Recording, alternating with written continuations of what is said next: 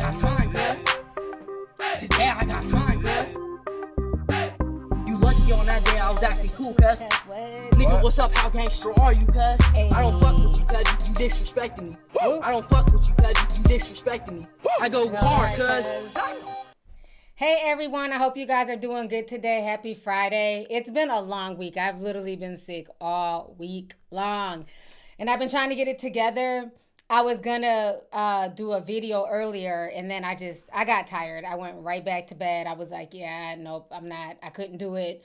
So I took a long nap. Like I fell asleep like at 1 o'clock in the afternoon and I just woke up like maybe like an hour ago. So I'm like, okay, let me try it again. Come back in the office. Let me just switch from doing a video to doing a live stream. So I feel a little bit better. We got a lot to talk about. So I am here. Hope y'all are doing good today. So before we get started, let me hold on. I got a bunch of screens up here. So for y'all who don't know, the new deep dive is up. I had accidentally posted it. YouTube is so shady. They posted it for all the members, the people who are paying 99 cents. I deleted it. This is for people who are paying $5 and above. Okay, those are the deep dive people. So the new deep dive is out. So if you are a member on my channel and your membership is $5 and above, you have access to the deep dive. It's the one about the Orishas. I finally released part 2. So I've been getting a lot of good feedback. So I appreciate you guys' response and feedback that I've gotten on that deep dive thus far. This is an extension of part 1 because part 1 was like 5 hours long. So I was not going to, make a 7-hour deep dive. Like that's insane. Even the Master P deep dive, that was like 8 hours, but I broke that into 2 parts. So with the Orisha, it's a lot of stuff to break down. So I did that in 2 parts. So if you guys have not checked it out, definitely check it out. You can find it under the membership tab on my channel. So yeah, so welcome everybody. I'm glad y'all are here. So we're going to go ahead and get started. I'm going to try and stay on as long as I can. I'm trying to get through all these topics. So let's go ahead and change it to the members only chat here. I'm glad y'all got the notifications. Y'all like the hair? Thank you. Y'all not like to switch it up. Y'all not like to switch it up, honey. You never know how I'm going to look. All right, so let's go ahead and make this members only. Okay, it's 8:12. So we'll let everybody else come back in about 40 minutes here. So if you want to join the members only chat, it's 99 cents and whatever else Apple decides to charge. Okay? But so child, Houston, we have a problem. Now, y'all know I went to Houston, what was this, like 2 years ago for Memorial Day weekend? I ain't like it. I thought like they was charging a whole lot for just basic stuff. Everybody's sitting around on their phones. I just didn't like the vibe of Houston. And again, maybe because I didn't go with people who knew the area, who had any type of plans. I like an itinerary. I don't like going to people's cities and I'm just, well, what are we doing? I don't know what we doing. I don't like that. I like to have a full itinerary. So maybe if I go with some other people, I might like it better. But I didn't enjoy my time in Houston the last time I went. It's like they charge for parking. You got to go in the club. They charge for this. You got to buy a section. It was bullshit. But I guess I did want to go to the rodeo because I had heard about the Houston rodeo. I've never been. So I was interested in partaking in that. But I'm glad I didn't go. I didn't realize it was during spring break. I thought it was at a different time. I don't do anybody's spring break festivities. I did that when I was younger, going down to Miami and stuff. I'm too old to be going to somebody's spring break, child. But Houston is not a spring break area. Around spring break, they do the rodeo, and I guess the rodeo's been around, since the days of Selena, because people used to go see Selena at the rodeo. So this is like this is a staple in Houston. And so because everybody done got kicked out of Miami said they don't want y'all coming to their city no more. So I guess people started to go to Daytona Beach in Houston. Y'all showed out. Why y'all shouting in people's city? Y'all was doing the most, okay? They don't have to implement dress codes. Y'all was out there acting like it was a runway, BET fashion show. It was a lot going on from all the videos I was seeing on TikTok. People were upset because they said this is more like a family environment. And we got something similar to that, which is the Taste of Minnesota. It ain't really been popping like that in years, but back in the day was popping. And then we had the Minnesota State Fair, but that's not until what is that, late August, September-ish. So people felt like folks came from out of town and really ruined the vibe. They was doing too much. Put a teacup if y'all went to the Houston Rodeo. Who all in here is from Houston or went down there for spring break? Because the videos I was seeing was kind of crazy. It was a lot of folks just wilding out, doing stuff. You know, and that's the thing. People will go to other people's cities and act a fool in ways that they won't act in their own city. Because they know people will recognize them. Shit will get back to their mama or daddy. So they feel like they can go out of town and just act like they just don't have no level of common sense or decorum. Y'all was fucking up people's Airbnbs. Y'all was throwing pool parties for 1,000 people when there wasn't supposed to be no more than 3 people in the damn Airbnb. I mean, the videos I was seeing was just insane. Okay, so a few of y'all went. Okay. Somebody said their 19-year-old daughter went. So it looks like it was mainly the out-of-towner people who came and just kind of wild out. So let's talk about that first. We're going to go ahead and play some video from what went down during the rodeo. So give me just a second here. Because a lot went down, child. So let's look at some of the fashions. You know, I thought some of the outfits were cute. You know, I like to dress sexy here and there. You know, I'm not no judgment. I mean, if you still got a cute shape, you know, there's nothing wrong with dressing sexy. But then you also got to know where you're at. And if it's a family environment, you got to tone it down a bit. You know, just because there are kids there. And I just feel like even with certain things, I don't feel comfortable looking a certain way around children. And that was one of my issues with Carnival Cruises. Like, I didn't like the fact that if I'm in a hot tub and I'm in my bikini, I don't want to see somebody's 11-year-old son gawking at me. There should be a hot tub for adults, and the kids just need to be in the damn pool. It was too many kids jumping in the hot tub. They're just staring at you. I didn't like that. So I just feel like, when you're around children, it's just a certain way that that you dress. You can dress sexy without your ass cheeks hanging out. You can dress sexy without wearing like a full mesh see-through dress. And I think the problem is a lot of people take what they wear on social media, on Instagram, and they try and implement it in the real world. And that's just not how it works. Certain things are for a certain environment.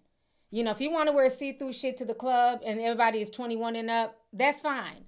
But when you're talking about a family environment, there's children around, everybody don't want their kids oogling your ass cheeks. And we have the same thing here at the Taste of Minnesota, where people be dressing like they ain't got no common sense, starve for attention, got to be super duper sexy. And it's like, who are y'all trying to look good for? It's like, it's a bit much. It's a bit much. So we're going to look at some of the outfits here and what folks had to say. So I'm going to just click on a few different videos. Like I said, not everybody's outfit was tacky. Some of this stuff was cute. Some of the stuff I would wear, okay?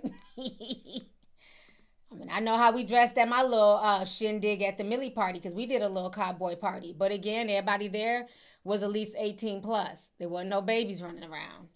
But we definitely wore some sexy shit, bitch. Let me go ahead and pull these videos up here. I'm going to just click on some stuff. And some of this have music, so let me turn it down. So I mean, they look cute. Don't get me wrong. But, again, the bellies, if it's family friendly, you just got to be mindful. I could damn near see that girl's nipples. But I don't, a lot of people trying to make it seem like it was just the black girls. I'm sure there's a lot of races, wearing super sexy stuff. Everybody's doing stuff for social media. Everything now is about that social media aesthetic. And I think that's the issue. Y'all are taking social media into the real world. Y'all got bellies hanging over and everything else. Y'all are taking stuff into the real world.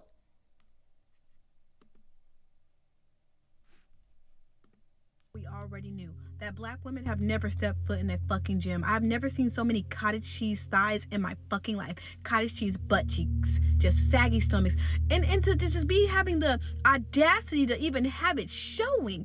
I was like, bro, is this what we've come to? I'm like, honestly, I'm not even gonna lie. I didn't know that black people could like have bodies like that. Like, I don't know. I felt like our genes kind of. Let me keep it real. I don't like bitches like this. Okay? You're trying to be a pick-me for men. Because there's a lot of black women whose bodies are on point, who know how to dress. And just because you're bigger does not mean that you can't be classy and you can't be sexy. I don't like bitches like that. There's a lot of black women who go to gyms and who work out and who know how to carry themselves. She's trying to get male validation on TikTok. Girl, bye. Ooh! Ah, the ghetto! The ghetto. The ghetto.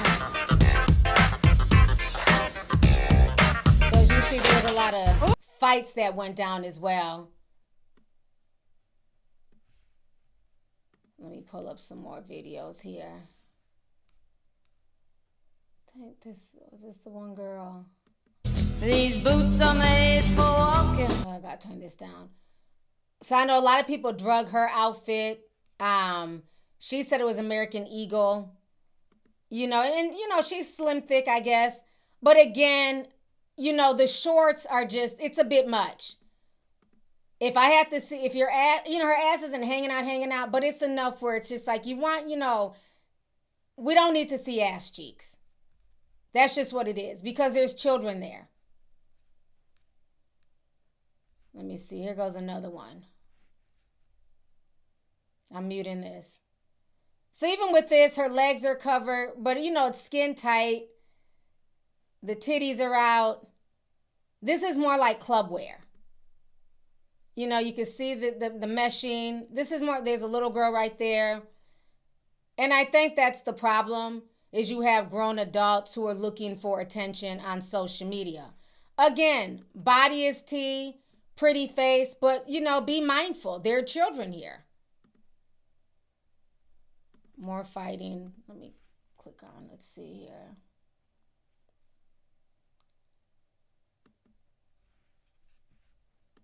Freaknik, and y'all obviously did not get the It was the Houston Rodeo, not the Freaknik, and y'all obviously did not get the memo, because y'all done went down to Houston and showed up and showed out. And the crazy thing about it, it got so bad that the Houston Rodeo wound up changing their damn dress code. Let me just say, the level of secondhand embarrassment that I had, and I wasn't even there. I was just laying in my bed with my robe on, y'all, scrolling up and down TikTok and just seeing all of these outrageous videos, okay? Let me just say this, y'all. The Houston Rodeo is a family event, okay? Which means that families were there. There were husbands there with their wives. There were wives there with their husbands. And, of course, their children were there, which means all that ass cheeks and all that body parts and BBLs y'all was out there exposing, it was uncalled for. The families did not want to see it. It was eye level to where the babies were.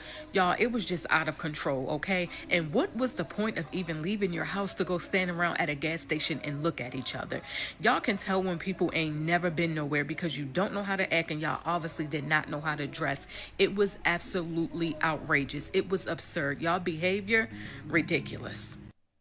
It was... You know, like I said, it was a mixture of different outfits that I saw. Some were genuinely cute, you know. There was one, let me see if I could pull it up here. Some outfits were cute. Some were definitely over the top. Here goes another one. Oh, turn that down. You know, again, it's a bit much for the rodeo. Cute, like if it's like a trail ride for adults, I get it. But for, you know what I mean? That's a bit much. It's a bit much. So again, no judgment, but I think, you know, you have to be mindful of the way you carry yourself, and you got to be mindful for, you know, where you're going. And if it's a family event, there's just certain things that you just shouldn't wear at family events, because one, you have, you know, let's keep it real. Some of the people complaining, also give insecure vibes. They don't want their man looking at your ass and your tits and stuff like that. And they don't want their children doing it. So, you know, you got to be mindful. And I think for me, you know, I think it's the way that you do the sexy. And I think, like, if you're going to show off your chest, then you minimize the leg. Like, you kind of figure out the leg. Like, you got to pick one. If you're going to show off the legs, then you kind of minimize the top. You know, so that's how you kind of keep it balanced. This is a family rodeo, not a hodeo. Okay? Like somebody said in the chat, not a hodeo. So I think you got to pick one or the other. If you're going to wear shorts, you know, they need to be appropriate for this type of event. Now, if you're going to the club, do what you want to do because it's the club. But because of that, because of all the complaints, because there were people who were in there, there was a lot worse outfits. Let me see if I can find the one. There was one that I had screenshotted. See if I can pull it up. Because there were people in there with assless chaps. There were people whose outfits were very much not appropriate.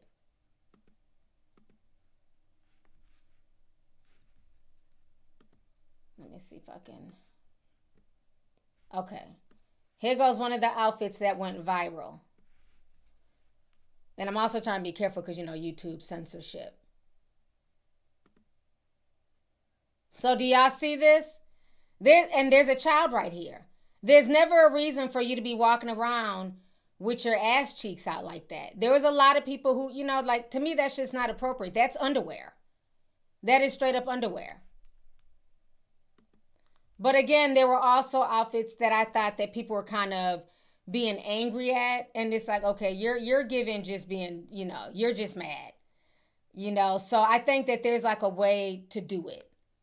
I think there's a way to be sexy and flirty and fun without showing everything out. But yeah, that's what I'm saying. There were some people that were dressed like that. That to me is out of pocket. And the way that them ass cheeks look, she didn't look young.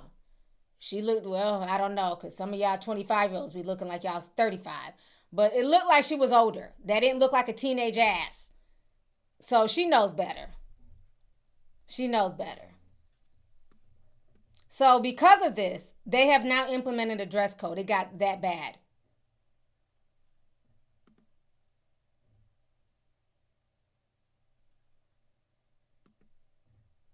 Let me pull that up here.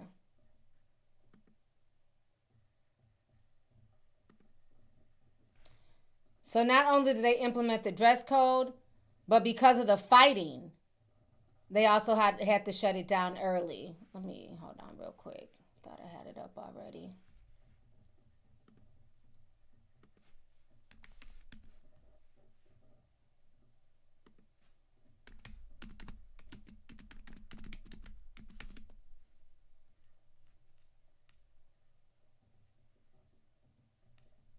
Yeah, this is embarrassing that they now have to update and give you guys a dress code.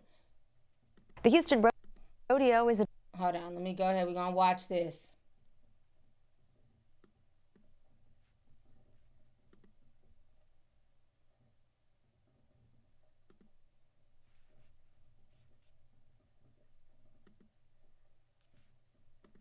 The Houston Rodeo is a time for families to come together and celebrate Western traditions. It is so much fun. But recently, it's been making headlines for all the wrong reasons. Concerns over inappropriate attire. Devin Clark has more on the new dress code changes. The Houston Livestock Show and Rodeo is known for boots, hats, and family tradition. But this year, some attire is turning heads for the wrong reasons. I saw it when I came last time. It was disgusting. Wait, you said you saw it? Yeah. What have you seen here? Some of the things that you think you shouldn't have Stuff seen? that should have been hanging out, that shouldn't have been hanging out, that should have been covered up, that I'm a woman and I was looking. From outfits that some say show too much. The things I've been seeing, it's not appropriate at all. To a reminder from officials, this event is meant for everyone. Western attire. You don't have to go full Western, but leaving little to the imagination isn't the look they're going for. We didn't put a lot of specifics, but we know what's right and what's not right. And think about it from a family experience. And it needs to be appropriate that what would others say when they see you in it? We checked in with folks across the grounds, and most say the expectation makes sense. There's kids here not just with their families, but with school also. Even with temperatures climbing, people tell us there are ways to stay cool without crossing the line. There have been some inappropriate outfits where a little too much skin is showing for kids to really take in, so there should be some sort of controls around that. Yeah, that is embarrassing. They had to now implement a dress code. It got that bad. That bad. They literally turned it into a low-key freaknik. And again, I feel like a lot of this is because of social media. Social media has played a huge part in how people dress. You know, I was on, what was that called? Like siren office attire. And it's like a whole thing on TikTok where you're supposed to be an office siren. First of all, do you understand what a siren is mythologically? For those who've watched my Mermaid and Siren Deep Dive. That is a mythological creature, a deity, a spirit that entices men and brings men to their death. Why would you want to bring that type of energy into the office? You're supposed to come to work, to do your job, get your paycheck, and go home. Like some of the clothes that I see these folks wear to work, it's like, where do you work at? Players Club? Oh, no, I do customer service. Dress like that? Because when I worked in customer service, we couldn't even have a skirt. Our skirt could not be like an inch above the knee. And if it was, you were sent home. So, everybody's dressing like they do on social media. You know, low-cut shirts and, you know, like this shirt. Yeah, it's kind of, you know, whatever. It's a little bit sexy. But I'm also, I do commentary. I'm not in somebody's office. You know, and I don't, you know, you just got to know what it is for the type of environment that you're, you know, in. Yeah, teacher bay. Thank you, Shauna. Yeah, even the teachers, flight attendants. It's like people don't know how to dress anymore for the real world, for real positions. And I think that's a part of the problem. So this caused a lot of debate on social media. A lot of folks were going off about it. So we're going to watch some videos here of people talking about the dress code and how folks were dressed. And then we're also going to watch a video about the fights and stuff that went down as well.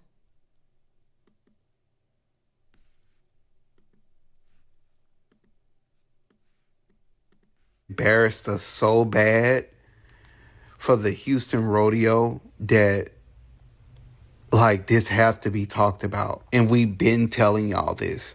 We've been telling y'all that Black American women, FBA women, have they ass out everywhere you go. Bro, it's no way. Like, y'all have to be naked everywhere. Like, and you have to be a man to understand. We get on the internet, we see your ass. We go to the store, we see your ass. We go to a event, we see your ass every day. Y'all do not know how to dress at all. Embarrassed us so bad. Y'all dress so indecent.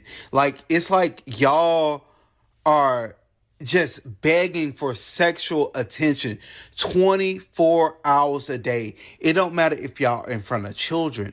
It doesn't matter if y'all in front of elders. It don't matter if y'all in a professional setting. Even if y'all a nurse, y'all have to show your ass every time. Bro, we are tired of y'all.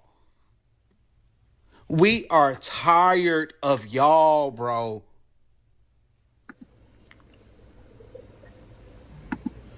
It's like y'all talk about y'all have culture. Y'all don't have culture. Y'all don't even know how to dress. If your women is willing to dress indecently in front of fucking children, what is your fucking culture? Y'all dress so indecent. Like, I can tell you what it is. Y'all are no different from those women in South America that y'all talk about. Y'all are fucking 304s. Y'all are Your fucking grandmother is rolling in our fucking grave because y'all are fucking indecent. Them women fought for y'all ass to be here doing the shit that y'all doing now. Dressing the way y'all are dressing now. Y'all are nothing but fucking white liberals. That's all y'all are. Okay, so he went viral. He was all over Instagram and on TikTok. Let me come back on the screen. So, and this is my issue with the situation. You know, first of all, it's not all women. It's not all black women who dress like that. A lot of people do know how to dress and carry themselves. But are there some women out here who have no decorum, don't care, will start twerking anywhere, shaking their ass, showing it all off? Yes, there are. But I also had to ask, I wonder the type of women that he follows on Instagram. Because see, that's my problem, is the hypocrisy. Is that y'all will shame a lot of regular women, but the women that y'all follow on the gram, the women that y'all prop up, the women that y'all lust after, they don't have decorum. They're on the gram showing it off. And so what has happened is that a lot of women see like, okay, well, this influencer, that influencer has her ass hanging out, you know, has an OnlyFans page. You got Suki, you know, she has all these guys lusting after her. Ari the Don, you know, all these IG models that y'all lust after, y'all put on a pedestal, y'all say that they're better than the average woman. So average women are seeing that and saying, well, damn, that must be the only way that I can get male attention. That has to be the only way I can get men to pay attention to me. So until we as a community start uplifting regular women and stop leading with sex, you're going to continue to get that.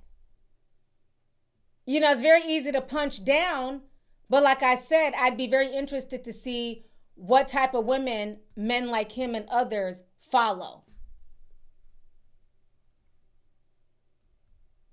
Because these attitudes didn't come out of nowhere. And that's the problem. And when women like me and others have said this for years, that, you know what, we do have to start carrying ourselves a certain way. We do have to have decorum. Let's stop going on these, you know, fucking media tours bragging about threesomes and, you know, bringing people into the bedroom and all this stuff. I was called sex negative. You know, when I was saying I don't agree with Amber Rose's slut walk, that's disgusting. Why are we promoting slut culture like it's okay? And then now you see, once they get older, been ran through and used up, now they're all rebranding. Now Amber is MAGA. Black China's a Christian. What's the other one? Alexis Sky, you know, she's a Christian now. Because that lifestyle can only sustain you for so long. There's always going to be somebody younger, prettier, and everything else. So don't sell yourself short for the moment. And that's why now we have an epidemic of young girls running to start OFs. Because they feel like that's the only way to get money and attention. But what they're not understanding is the average young girl is not going to make money like that on OF unless you already have a following. So this is all one big cycle. We can blame the men. We can blame the women. I think everybody's responsible for where we're at today.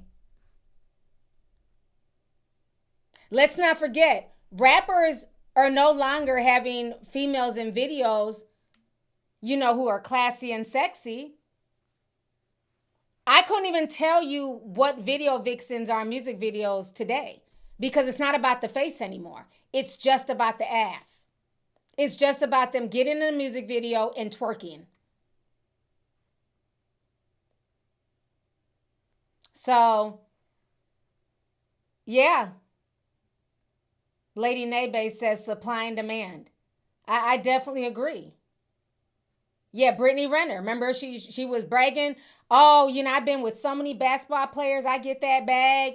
And then once she got ran through and nobody was checking for her, then she converted to Islam. So don't let this in. What I'm going to say is this. Don't let the industry and what you see on social media, especially if you're young, Don't let that fool you. Don't look at that. Like I tell y'all all the time, everything that glitters is not gold. Don't think that these lifestyles that a lot of these women are perpetuating and trying to act like, they're living their life. It's really not that. It's really not that. They're selling you guys an image. They want you to buy that Fashion Nova stripper attire because they get commission off of it. They get money off of it. Half the time when she really get to know a lot of these folks behind the scenes, they're chilling in sweats. They're not spending thousands of dollars on outfits because they're getting a lot of stuff free and handed to them because they are a brand. Their job is to get you to spend and be consumers. And the problem is, like I said, we've taken the social media aesthetic and we've tried to apply it in the real world. Yeah, I heard that she's no longer Muslim, Dark Child. I did hear that. Again, just using religion as an aesthetic. Because first she was red pill. Then she didn't want to do that no more. Then she turned, Muslim, and now she's not that anymore. See, it's hard when you're just not yourself. It's hard when you're trying to be somebody that you're truly not. And that's why now all these women are trying to rebrand themselves and they're understanding how they were played by the industry. But it's very easy to say that, Black women have no respect for themselves. They all dress like whores. That's not every Black woman. There are a lot of Black women there who are dressed, cute, who followed the fashion trends and, who know how to put it on and be sexy. There's absolutely nothing wrong with being sexy and being feminine and, showing off your curves. But again, like I always say, there's a time and there's a space. And there's a such thing as too much. And I think that's the problem. There's no reason for you to be wearing lingerie to the club, to the fair. I got so tired when I was in Houston, I couldn't believe I don't know if y'all have seen it. It's like the see-through mesh. The only thing that's covered is the middle part of the body, the titties and the coochie, but the side is all mesh and see-through, and it has like the 3 rhinestones. I'm like, that's lingerie. Why are we wearing that like this is an outfit? I saw so many girls in Houston dressed like that. I'm like, this is literally lingerie. It literally costs $7 on Alibaba. What are we doing? Some of us have lost the plot. But there's plenty of blame to issue.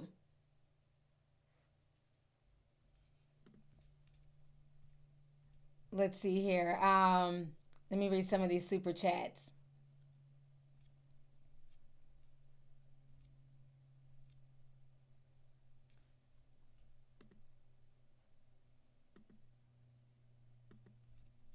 Oh, hold on. My screen froze. Give me just a second.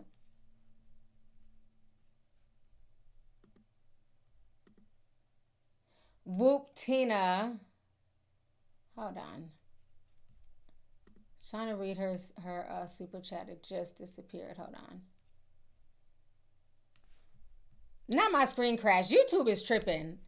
My whole screen just crashed. Let me refresh. Having all these issues on YouTube. Okay. Whoop Tina says they replaced the video vixens with their homeboys. Clock. Yeah, because you don't even see them. Unless they're in the video shaking their ass, I couldn't tell you who the latest video girls are at all. Thank you for the $4.99 super chat, sis. Dexter Davis said $4.99, says Random T was looking good as hell in her cowboy outfit at the Millie party. Sexy and classy. Thank you so much. I appreciate it. Thank you so much. We had a good time. When I tell you, everybody ate. Everybody came through looking good. Some people overdo it, child. But everybody looked good. And everybody handled themselves well. I mean, like, we all really stood out. We understood the assignment. And we had a good time. So thank you, Dexter. I appreciate that. Yeah, now I'm going to come through every time, honey. Let's see here. The Wise Hippie says, Hey T, looking amazing. Been watching since 2021. Thank you so much. I appreciate you, sis. Forever Your Leo sent $9.99. Says stop in to send some love, T. I'll catch the replay. Just got home from work. Thank you so much.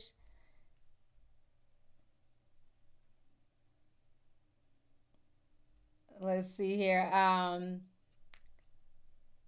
Melanin Queen. She says, hey, T, been rocking with you since 1962. The hair is diabolical. Such a beautiful woman with a heart of gold.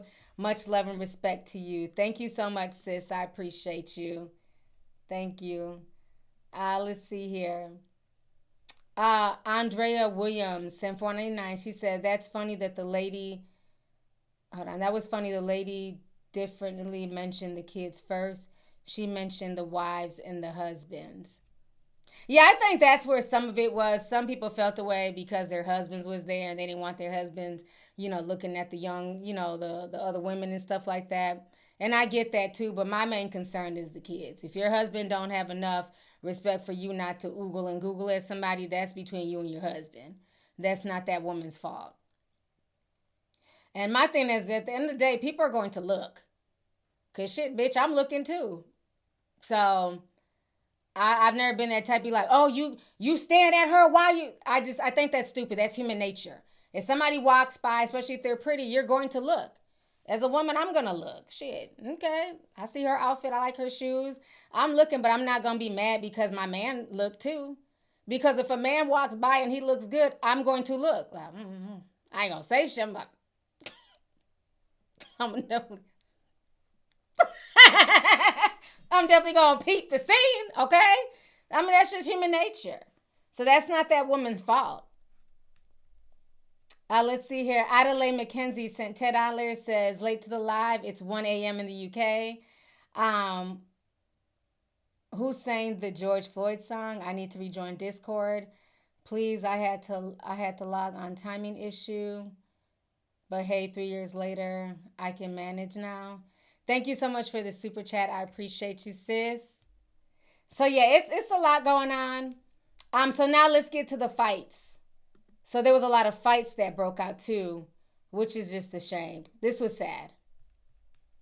A lot of people were really upset by this. No, I wasn't wondering. I already know. But did y'all ever... refresh this. Oh. Was shut down yesterday and people were kicked out earlier that paid a lot of good money. No, I wasn't wondering. I already know. But did y'all ever think, when will black leadership step up and say, hey, how our youth are behaving in public is indecent and it's not good and it's not a representation of the Democratic Party and this group of people that we identify with? Why is this type of behavior being allowed, right? And now if the police come... What does this have to do with the Democratic Party? Child, I thought it was the cop talking. I didn't know he was going to come in with his commentary. Let me think this is the one. Hold on. Okay, this is some of the stuff that went on here. Why is everything muted? It says more than 2.2 million people. Okay. Man, so Houston, Texas is going crazy right now for spring break. It says more than 2.2 million people out there right now. They out there for the rodeo, spring break, and all the parties. I ain't gonna lie, I can't be the only person that don't think this shit worth it. All the videos I've been seeing, every place is crowded as hell. Look at this picture on the left. How is that fun with all them people? I seen one video of a gas station with 1,000 people at that motherfucker. The highways look like it's full as hell, the streets full. It's gonna take an hour just to get somewhere that's 10 minutes away. I'm seeing videos of these clubs scamming people. People paying for sections and they selling it to somebody else. The line's long as hell. You would have thought Michael Jackson was performing at that motherfucker. Yeah, they probably charged. They said that people was getting charged $600 to get into the club after they paid for a section. It was a lot of scamming going on in Houston. It really was. People was hot. Trying to see if I can find the other ones. So I saw the video where the Houston Rodeo got shut down, and would you want to take a few guesses to why the Houston Rodeo got shut down? I'll give you a few hints, right? It's not actual cowboys and cowgirls. It's niggas. Niggas got the Houston Rodeo shut down. And you say, John, why do you say that? Go watch the videos.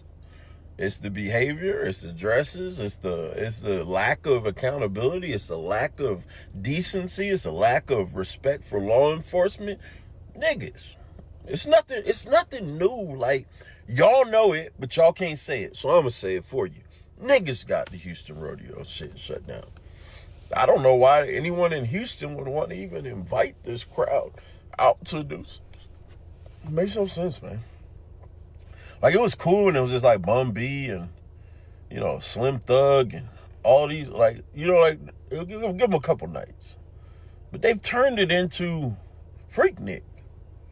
Shut it down. So I saw the video of the Houston. All right, so let me go ahead. I think this is the video. Okay, so yeah, they had to close it early because it got really bad. Enforcement moving in. We have.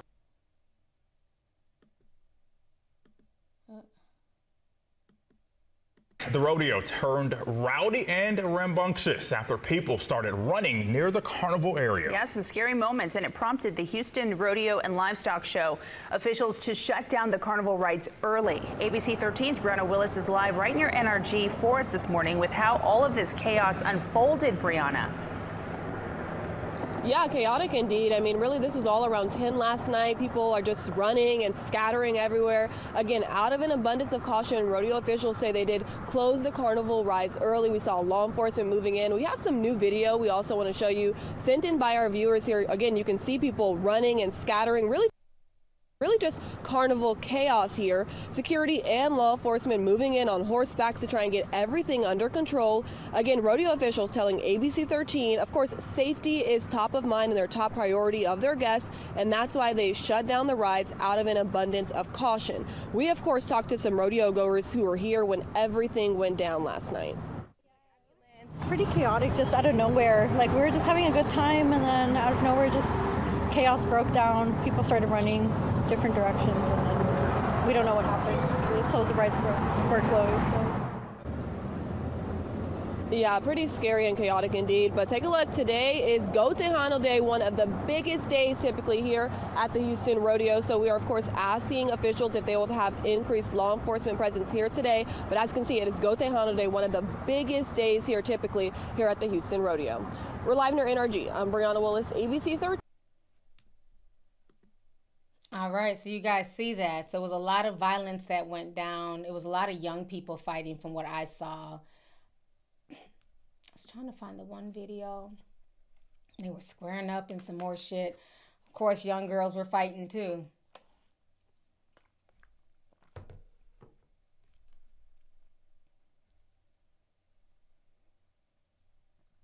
Okay, I found some of the videos here. It's been 40 minutes. Let me go ahead and bring in the rest of the crew before I show some more clips. Let's go ahead and free everybody, child.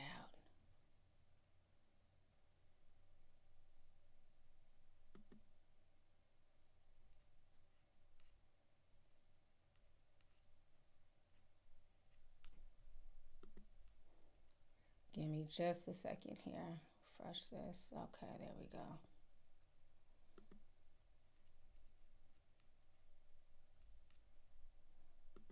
Only subscribers.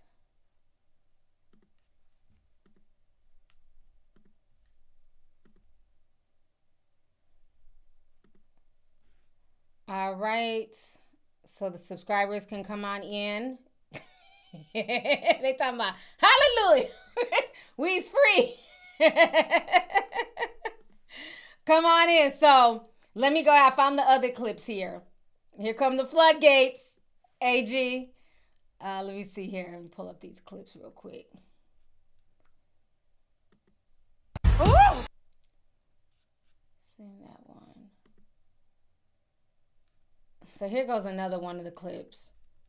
And I'm going to show y'all the pool parties.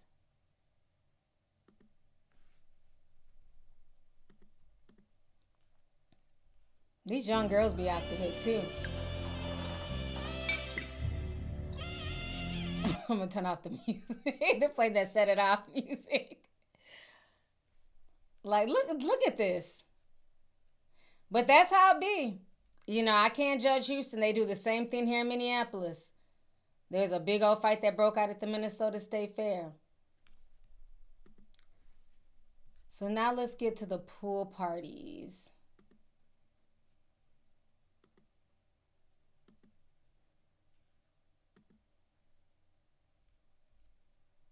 And the gas station parties. This was insane.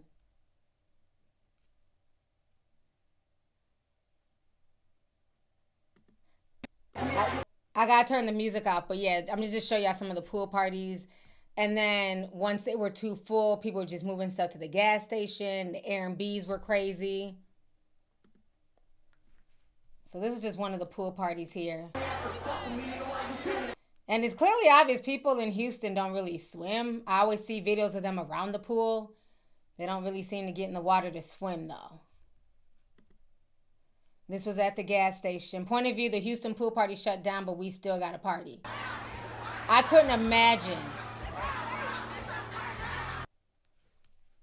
They have music playing, but I could not imagine going to get gas and there's hundreds of people at the gas station. Look at them. Dancing on cars, dancing on the gas pumps. Crazy.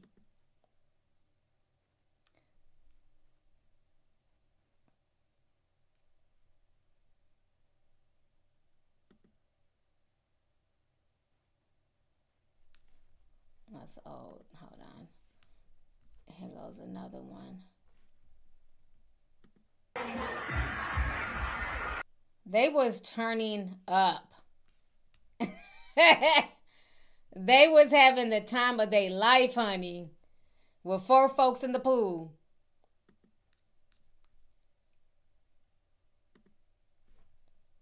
Here goes another one.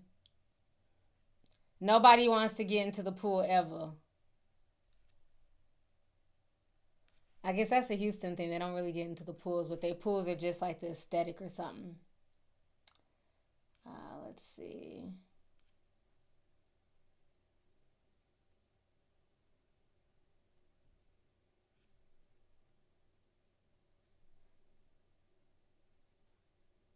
Trying to find the one from when they went to the mansion. This is us in Clip City Line at 6 p.m. literally on the dot, the pool party. Like, look at this shit. This just me, I'm little. Look how long this line is. This shit all the way down the streets. Like, literally. It's crazy. Let me turn the camera around. And this is somebody's Airbnb. Yeah, this is us in Clip City Line at 6 p.m. literally on the dot, the pool party. Like, look at this shit. This just me, I'm little. Look how long this line is. This shit all the way down the streets. Like, literally. It's crazy. And that's what I did not like when I went down there for Memorial Day weekend. It was just like nothing was organized. You know, they want you to sign up to be on a guest list. Even if you're on the guest list, you get there. There's hundreds of people in line. It was too much. Yeah, it looked like the TSA line. I wish the hell I would. I'm not waiting in no long-ass line for a pool party. I'm not doing it. So once they weren't able to get into these pool parties, they basically just moved on into the gas stations.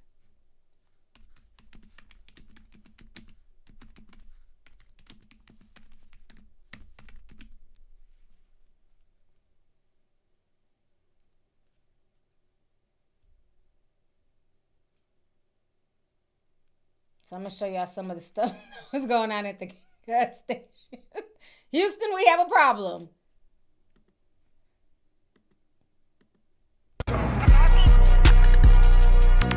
Yeah. I can't play the music. But y'all can see, you know.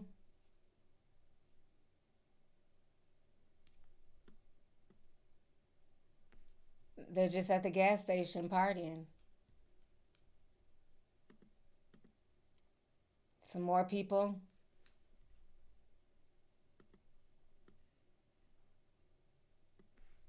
He knocked out drunk. Pool party. Yeah, they got music.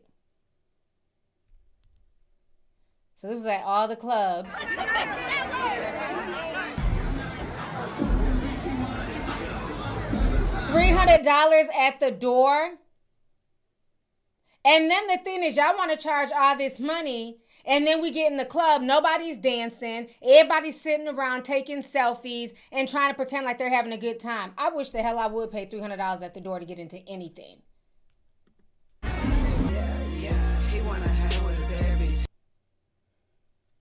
Oh, I heard about these where they were like twerking in those clear buses. This is insane.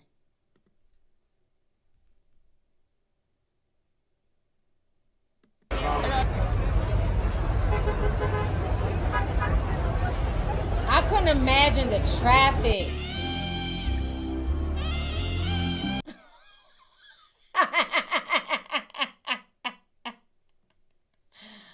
Oh my gosh. Houston was having a lot of situations going on, child.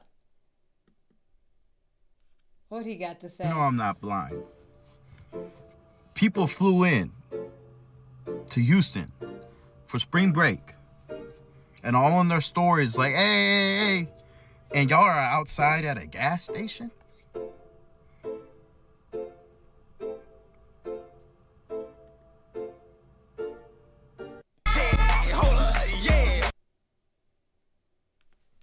They was really turning up at these gas stations, child. This was all up and down the TikTok timeline.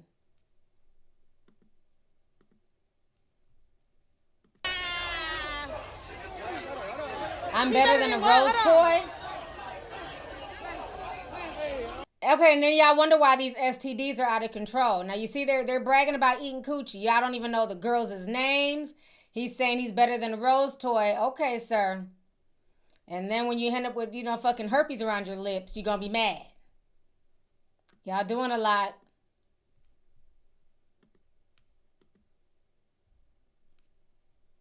What's up, Spidey, nigga? What we doing? Club, gas station, nigga. After hours, nigga. Houston, nigga. Spring break, going crazy, nigga. Fuck you niggas talking about, nigga. Club, gas station, nigga. Club, gas station, nigga. I ain't gonna lie, nigga. I love how. One thing I've noticed about a lot of these guys at the club gas station, a lot of y'all don't look like college students. A lot of y'all look to be my age. Why y'all not home, Unc, in pajama gear with your children? This man looks to be roughly around. He don't look like he's in his 20s. Nose piercing or not. I see a lot of grown unks in the mix. Always, they just want a piece of my.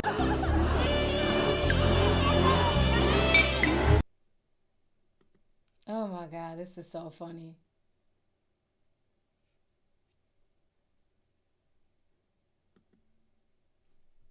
"12 ain't playing at the gas station." So they're shutting down.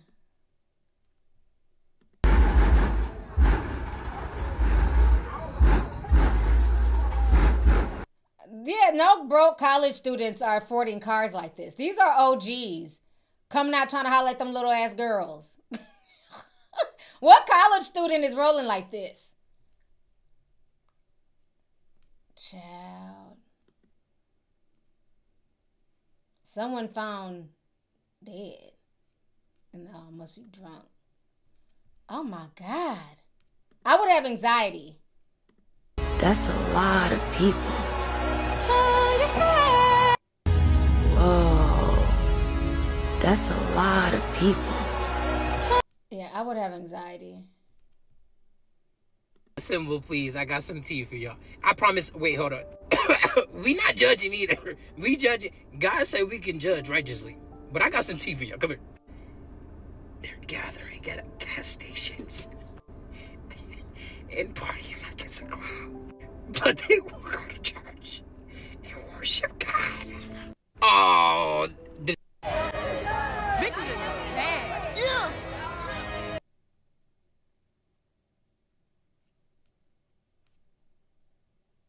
Oh, wait.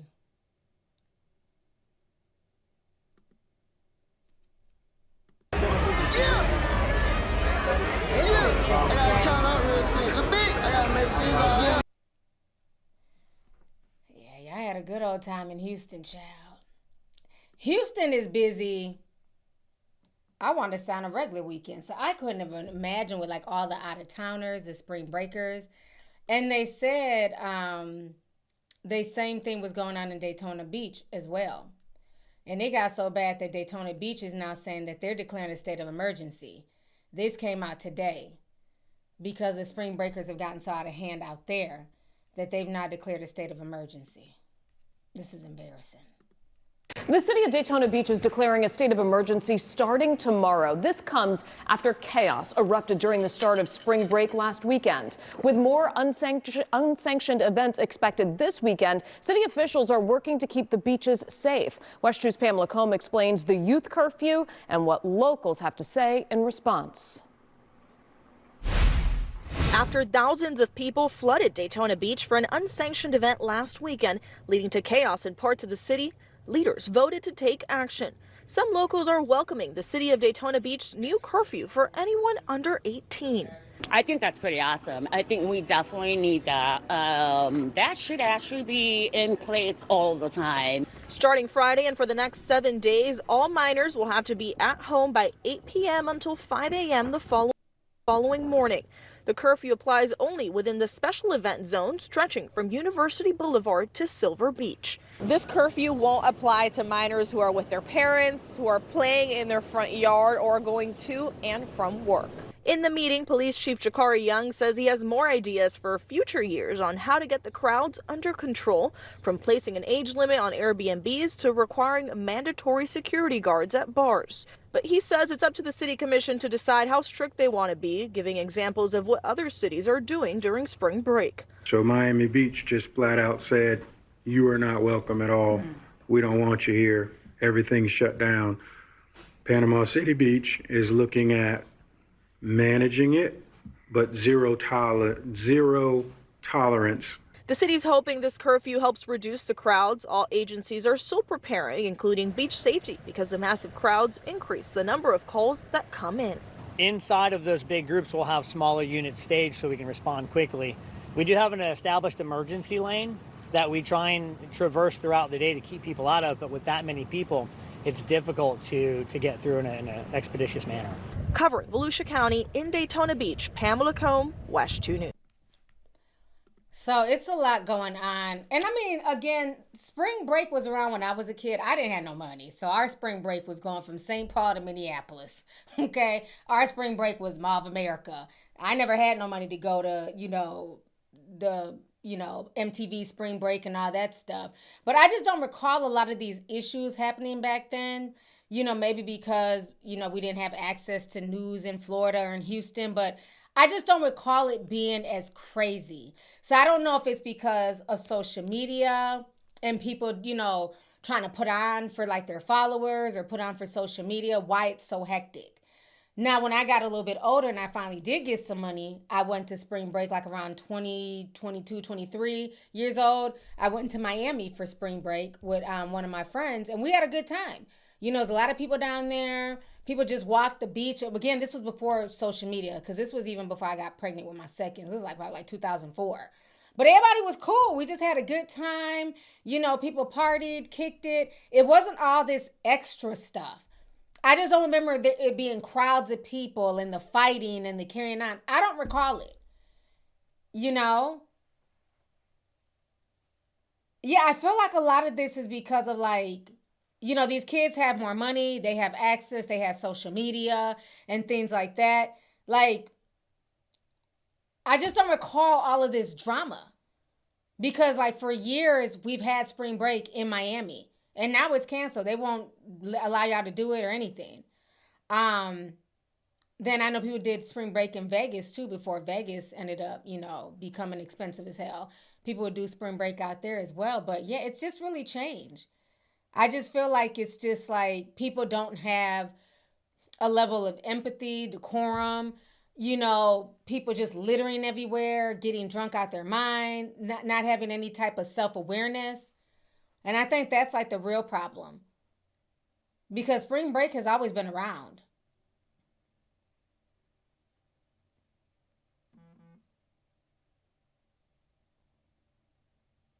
Somebody in the comments said millennials were boring. That's why. I don't think it was about being boring, because millennials, you know, they had the white girls doing the Girls Gone Wild and flashing and shit like that. I'm not saying that they didn't party and have a good time, right? Because, again, there was MTV, Spring Break. They had Spring Bling with BET. So a lot of this stuff, we watched it on television because we couldn't afford to go down to Florida when we were, 17, 18. So we watched it on TV. I don't know what it was. Yeah, they had the Freaknik. I never went to Freaknik. I'm glad I didn't. So I'm not saying that there wasn't things that were going on back then. And maybe it's because of social media amplifying it, but it's just kind of weird. Like how it's like so chaotic. Like I think back then people would kind of sneak and do certain things. You didn't want people to know what you were involved in, but now everything is just so out there with no shame. Because millennials turned up too. Don't get it twisted. We definitely turned up. But it was like a way that we did it.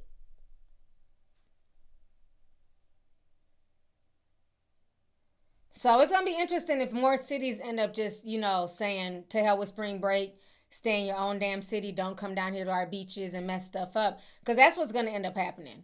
Because folks are tired. So now it's come out. They're saying that 42,000 people have been diagnosed with STDs.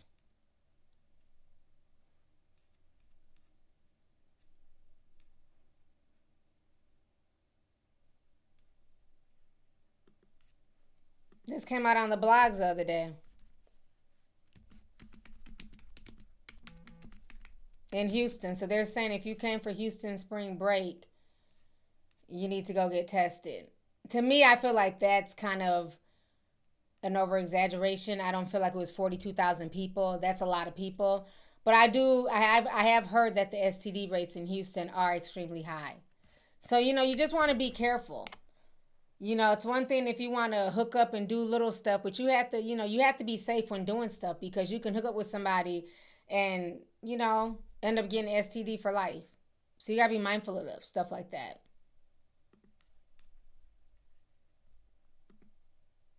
So now let's talk about Mama Tina. Let's get on her real quick. So another big thing at the Houston Rodeo was Mama Tina's Gumbo. Mama Tina came out and announced that she was going to be doing, having a stand and she's selling gumbo.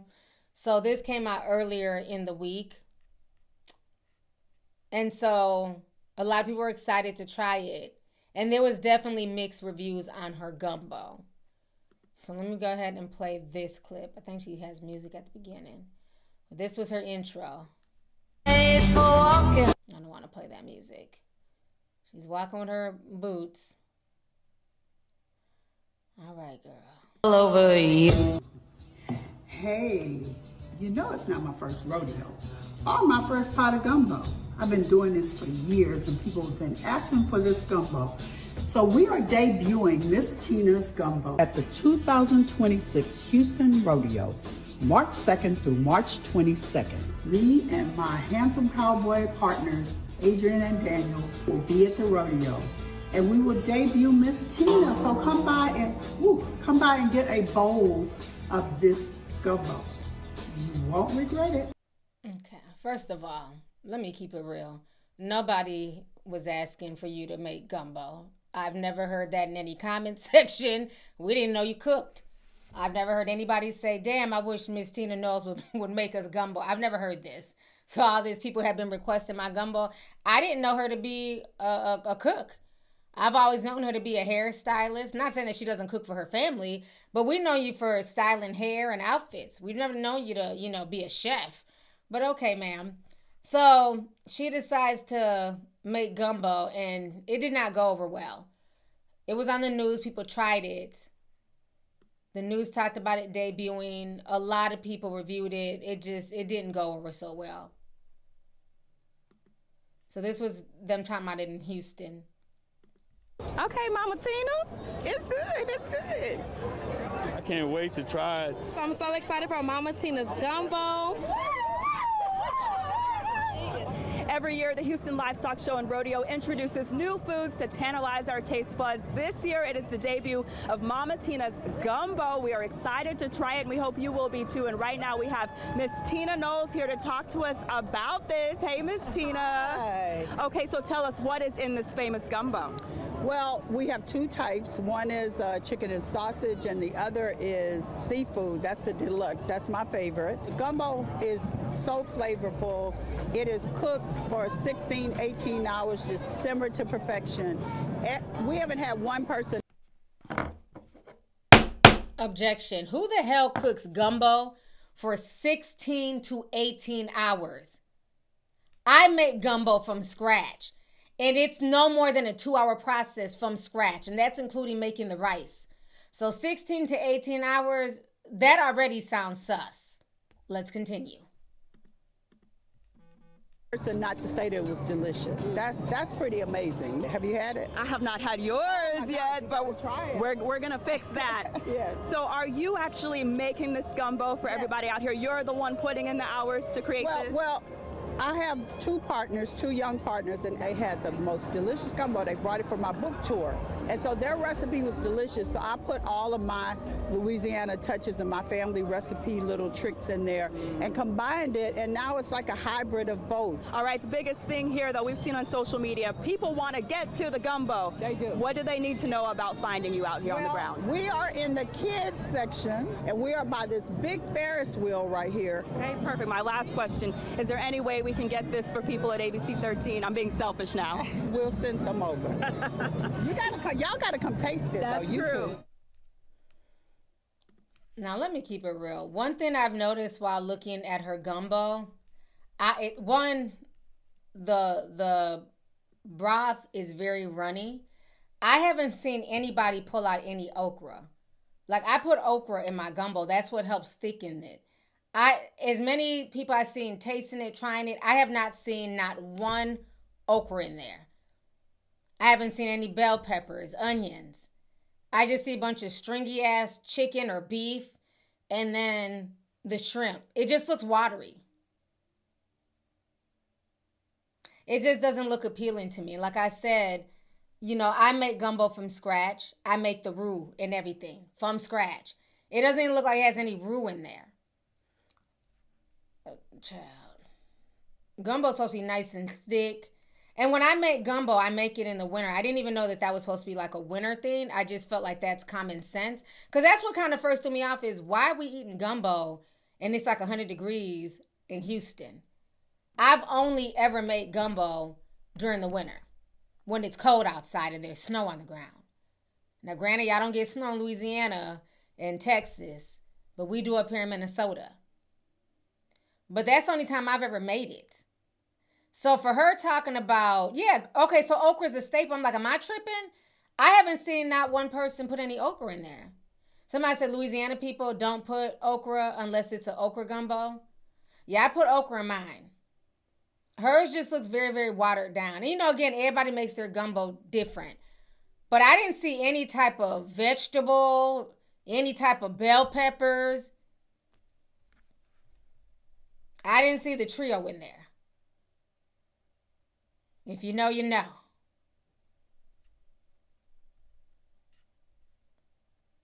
Yeah, I just feel like when it's like cold, this would be like no different than eating chili. Like, I don't eat chili in the summertime.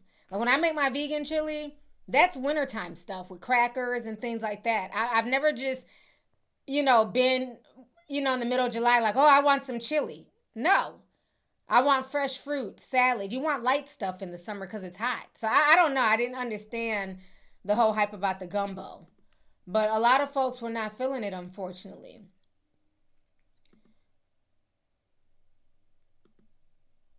And a lot of the Beehive people were threatening people. This was crazy. How y'all mad because people don't like her gumbo? So you had a lot of mixed reviews. Let's see if I can.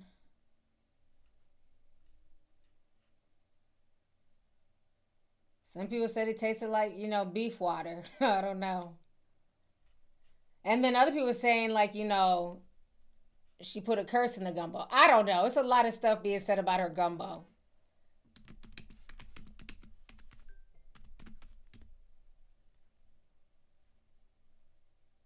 Then one man got sick and got to throwing up.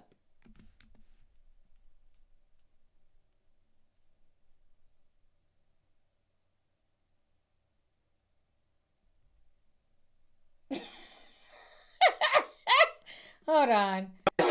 Somebody made a compilation of people trying her gumbo. Hold on. Let me see what this compilation is about. I can't stand the internet. All right, let's see what this compilation is about. This is not gumbo at all.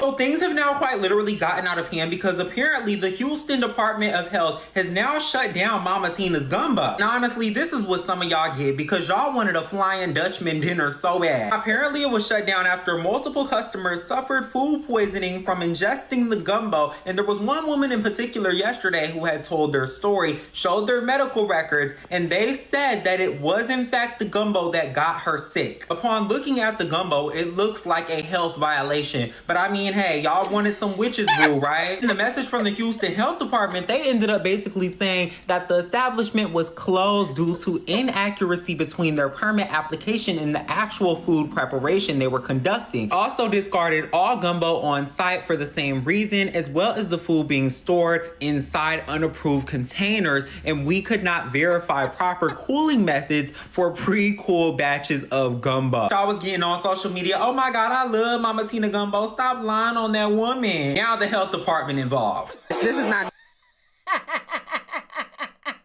This is a mess. Let's see here. Y'all greedy asses see what's going on with Mama Knowles and that damn gumbo, right?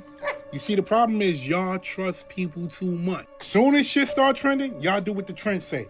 You had numerous people go and get that gumbo and said that gumbo was nasty. You had numerous people go and get that gumbo and say Mama Knowles had an attitude. And then you had another woman say that she wasn't about to give her money to a lugao. And I don't think you know what that is. But you see, the quickest way for somebody to do something to you is through your stomach. Now all of a sudden, Houston Health Department is shutting her down. They're investigating her gumbo stand. You got people saying they got sick after they ate this gumbo. Now let me ask you this. What y'all think she put in this gumbo? I heard a girl say, gumbo ain't supposed to be that dark. Now me, I ain't a gumbo specialist. I ain't never have gumbo before. I can't stand the internet. Here come all the conspiracies. Here come all the conspiracies. I think this is the man that threw up. Wait till the end. All right, so we here at the Rodeo 26 and trying to see the gumbo. Yeah, look, give me the gumbo. We'll test that. How much you pay for that? $25 for the knowledge. $25. It's a little much, but I mean, we'll test it out and see.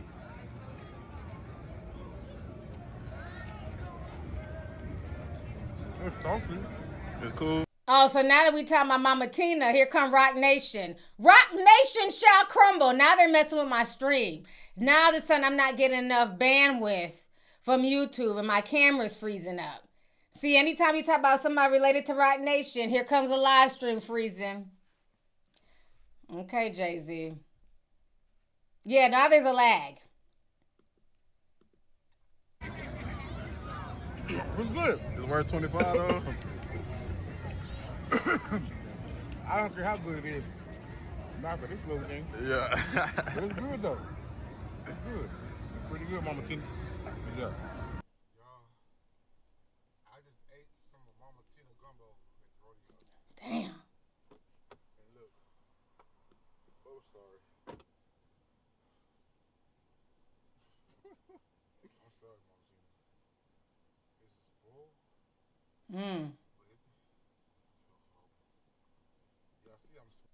Oh, he's struggling. Is my stream down? Yeah. I think they're trying to take my stream down. It's saying poor connection. Wow.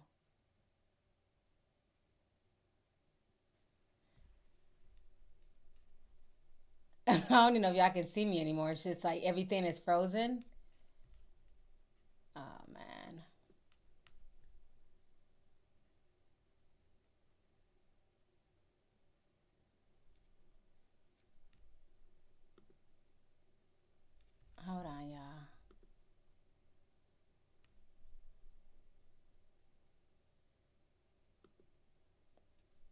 Can y'all still see me and hear me? Because I like my stream is not even, it's saying poor connection on my back end. Okay. Yeah, I don't know. Like all of a sudden it just started messing up as soon as we started talking about Mama Tina, child. So let me see if I can play the news clip of them shutting her down. Let's see if I can find that here.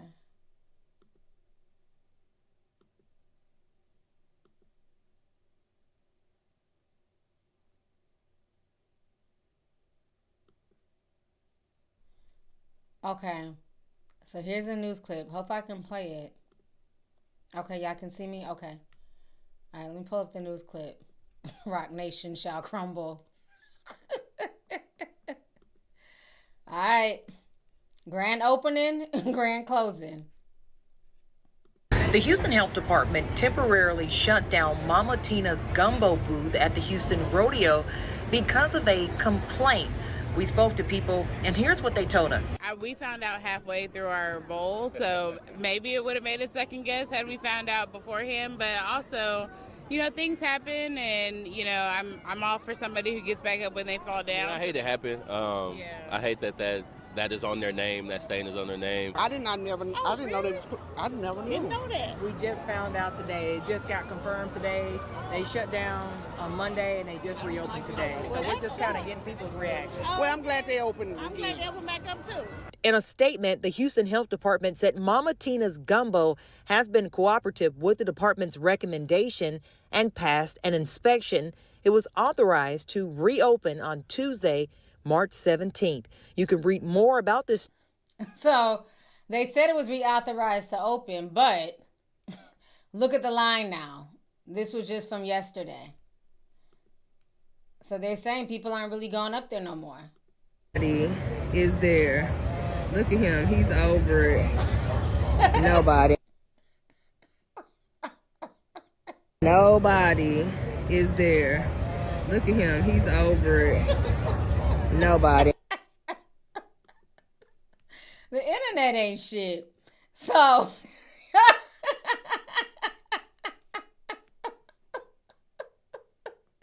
the internet dead wrong. So now y'all done went from forming lines and I'm here to get Beyonce Mama Gumbo to nobody's going up there. So what's so crazy though, they're saying that she done put a spell in the gumbo. So let's watch this video that went viral all over TikTok. She said Tina Knowles is a lugaloo.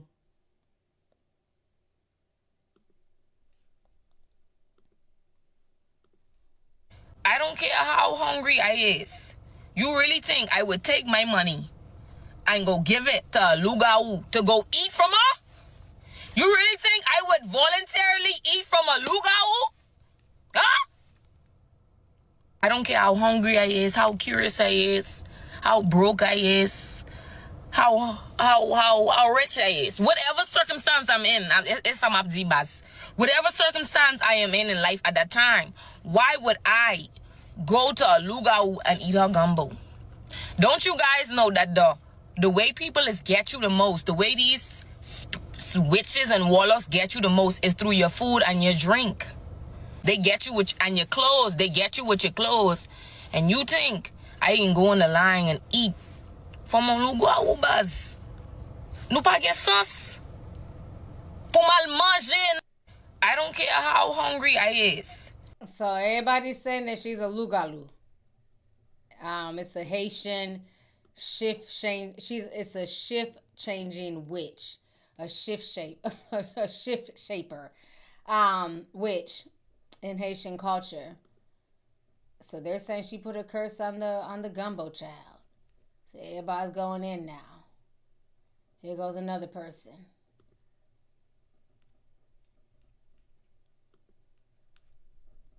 The internet is shady. Because they tell you to. That's number one. She looks like the perfect description of a lugau. You know what a lugau is? I know, because that's what we call them, you know, in my home country. I actually witnessed a lugau in action before, up close. a luau actually unalived my older sister. That happened in my family. So I can spot one when I see one. I can see exactly what she's doing with that pot. I can tell you exactly what she's putting in that pot. That's why food critics are getting sick trying her food. You who already tried her gumbo is sitting at home right now sick. And like a lot of people right now are not falling for it because of creators like me. We're actually putting that stuff out there. Someone's food because they tell you to. That's number one. She looks like... Not everybody is Mama sexually Tina's gumbo. Ay, boo boo. People are saying that Mama Tina is a lugao, but are they telling y'all what a lugao is? A lugao is a witch, and when I say witch, I'm not talking about the modern day love and light witches. I'm talking about shapeshifters, women who are wicked and inflict harm unto innocent people. Seeing this, now it makes sense why this video I duetted back in 2023 was getting so much traction. Lugaos are commonly known to turn into black cats to sneak into your home to do harm to your children. Lugao is the term for witches in Haitian Creole. These women get their powers from dark sources, sometimes misunderstood because lugaos sometimes have to become a lugao in order to protect themselves and their children. However, once they have that power, there's a certain urge that they cannot resist. Lugaos are not known to be good, but they will go to all length for their children and themselves. They become lugaos when there is no other way. Women will become lugaos in order to give their children power, success, and to keep them protected from those who seek to harm them. But in return, lugaos harm other children and innocent people. Lugaos are always wicked. Sometimes the writing is on their face. When you see a woman age in a certain way, and the way that their face twists and turn into something that you can tell is off, that is a lugao. Without spiritual awareness, it isn't always easy to tell who is a lugao. But when a lugao is activated, their force is so tremendous, so strong, that it is hard to even walk past them. So just a little tip, if you're ever come into contact or even walk by a person and you can feel they have a very strong energy, a very stay away from that person type of energy, that person may just be a lugao, or for a male, a sorcier. Mama Tina's gumbo. Ay. All right, let me come back on the screen. Told y'all the internet ain't shit. So y'all done went from last... So last week when Matthew Knowles did what he did, everybody had their capes on defending Tina. Now because a few people got sick from the gumbo, now she's a lugao. She's a witch. Me personally, I don't think her gumbo looks good. It doesn't look appealing to me, but not because she's a witch or a shapeshifter. It just doesn't look appealing. I'm not going to pay $25 for a cup of gumbo when you can make a whole pot of gumbo for that price. Okay? And to me, it just doesn't look like the gumbo that I'm used to eating. So I wouldn't pay for it. But it is very interesting that they said that a lugao, they try to take, energy from children. It was very interesting that Tina Knowles said that her booth was in the children's area. So that kind of was like, ooh, okay. And on top of that, she was saying that they take other people's children's energy to give to their own children. And Beyonce is her child. So, I get where like some of the conspiracies are coming from, but I just think it's just not, it's just not good gumbo from what people are saying. And that's okay. Some people did like it. Some people said it was good. Other people said it wasn't. A lot of people from Louisiana, they were very critical of the gumbo because y'all know everybody in Louisiana swears up and down that the best gumbo is from Louisiana, honey. So a lot of them were very, very critical. But I think at the end of the day, you're going to do what you want to do. I feel like people only went there to go get the gumbo because it was Tina Knowles, because it was Beyonce's mom. If this was anybody else selling gumbo, nobody would have cared. But it's like they wanted that proximity to Beyonce, to Jay-Z. That's why people went, stood in line. You had grown folks who were mad. They got in their feelings because after a while, she didn't want to take pictures anymore. This wasn't a meet and greet. This was for y'all to come and buy her gumbo, get a spoon, and keep it moving. And then she was serving crackers with the gumbo, which to me was weird. I'm like, what is this, gumbo or chili? I've never eaten crackers with gumbo. So it just seemed like her gumbo to me was just kind of all over the place. But the fact that the health department had to shut it down lets you know something wasn't right and that people were genuinely getting sick. because otherwise they wouldn't shut it down. Nobody cooks gumbo for 16 to 18 hours. That is insane. Gumbo should take no more than 2 hours from start to finish. You prepping and cutting stuff, if you're making it from scratch with the roux, it should take no more than 2 hours total. And then once, everything is cooled down and people have eaten it, you want to hurry up and put it in the refrigerator right away, because seafood gumbo can spoil. It's not nothing that you just leave sitting out in the hot sun. So that's probably why people are getting sick. But also, can we keep it real? Why is a mother of a billionaire, because Jay-Z's a billionaire, Beyonce's a billionaire, why is she selling $25 cups of gumbo anyway? And y'all can say, well, it's something for her to do. She just wanted to venture out on her own. I don't know. It just seems to me like maybe the money may not be moneying. As quiet as it's kept. The economy is getting worse. People aren't, spending money like they were before. And now you got Mama Tina out here selling gumbo. That's very odd. So it seems like there might be some, issues going on behind the scenes financially. You got the daddy on a hobo tour, doing interviews, trying to remind everybody that he started Destiny's Child. We ain't heard from Matthew Knowles in years. Now we got the mama out here selling gumbo for $25 a cup. Sounds like there might be some stuff going on behind the scenes, to be honest with you. Because why would she even want the headache? Tina Knowles is not the type of person to really engage with the public like that. She might be on social media. She might tell her little corny jokes that she calls corny jokes. But I've never known her to really engage with the public. It's just very strange that they had her out there selling gumbo. And now it's kind of blown up in her face, because now that gumbo is tied to a bunch of foolishness. Somebody called it poisonism. So instead of tendernism, poisonism. Out here poisoning folks, low key. So, good luck. Yeah, they said Jules is out here doing gay for pay. He doing gay club appearances. And then when he gets to the clubs, he don't want to mix and mingle. He don't want to take pictures. What's that about? I seen that. They gave him I think a $10,000 bag to go to a gay club.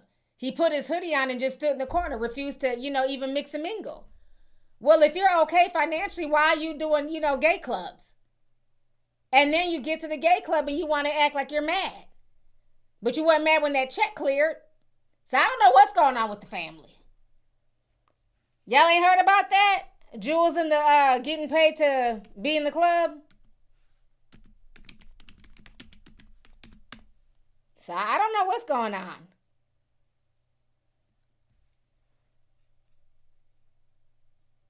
So a lot of people are really upset because he just kind of sat there and didn't mingle. Let me see if he breaks it down. And then he was also, he's been talking a lot. I don't know who the girl is that's interviewing him, if that's his new girlfriend. But he was talking about, dodging gay allegations and all types of weird stuff.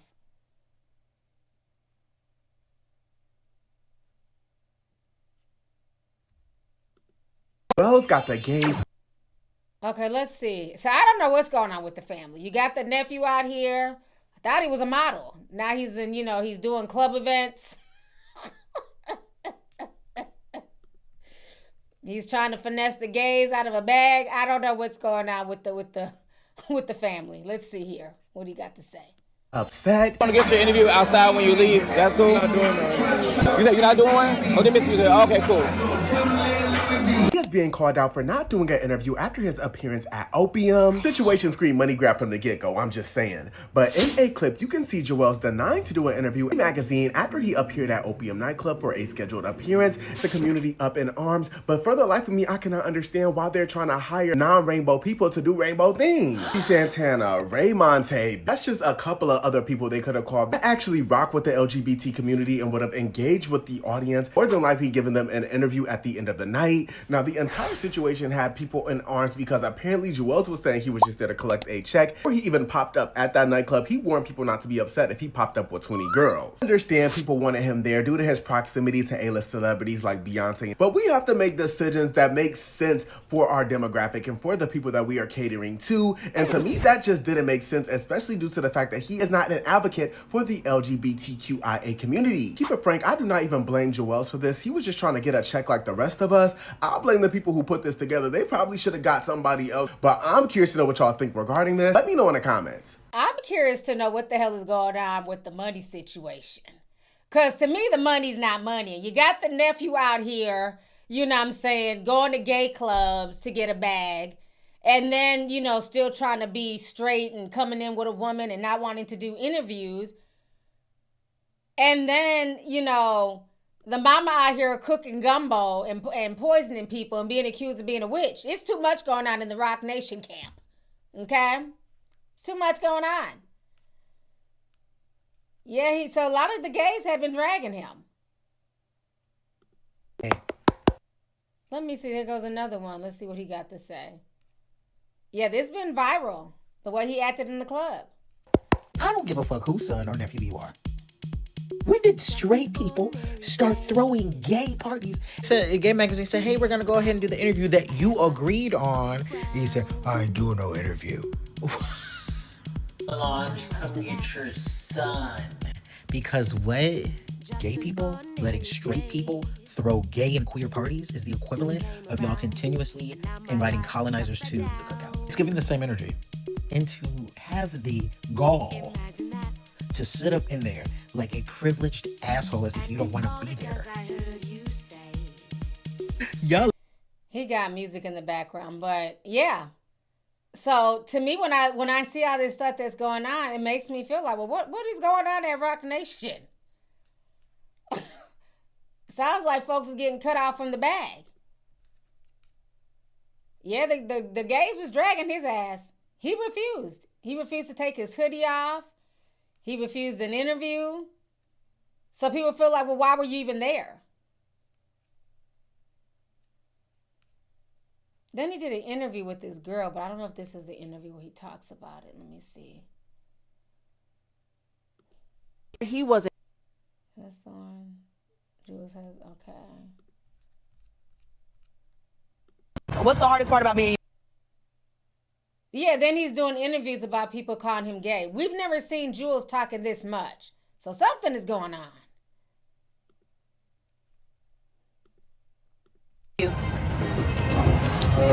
Misconceptions. What are the People think I'm gay. You know that? I am gay. Really, like crazy? I do. Like, you wanna know something that's so crazy? What's crazy? You know, like, in the start of my life, I used to, like... This is nice to be heard. Nah, for sure. Look, you know, like, the first time I ever heard myself in the media was, I was in 7th grade, and my mom had posted this picture of me. I was dressed as LL Cool J. I had, like, this red Halloween jumpsuit, yes. I'm 13 at the time. Mind you, I had a girlfriend at the time. I went to school and my girlfriend showed me a picture that my mom posted. It was on some media shit. And these grown ass adults was calling me gay at 13 because they were saying I'm pretty. I'm a pretty boy. And you got colored eyes. So look, so this is how I kind of think of it. I started modeling and I went from bashing women to automatically now I'm gay. And You'll then, never win. And then look, listen, I just declined the interview at the spot and now I'm homophobic. So I went from bashing women to now I'm gay to now I hate gay people. So it's kind of, you know, just let them say what they want to say. They're going to say whatever, and they're always going to have something to say. Okay, so that's just part of the interview. So like I said, you know, and Jules is a very handsome young man. You know, he's always been, you know, adorable. But it's just very weird because I've never seen him talk this much, do random interviews.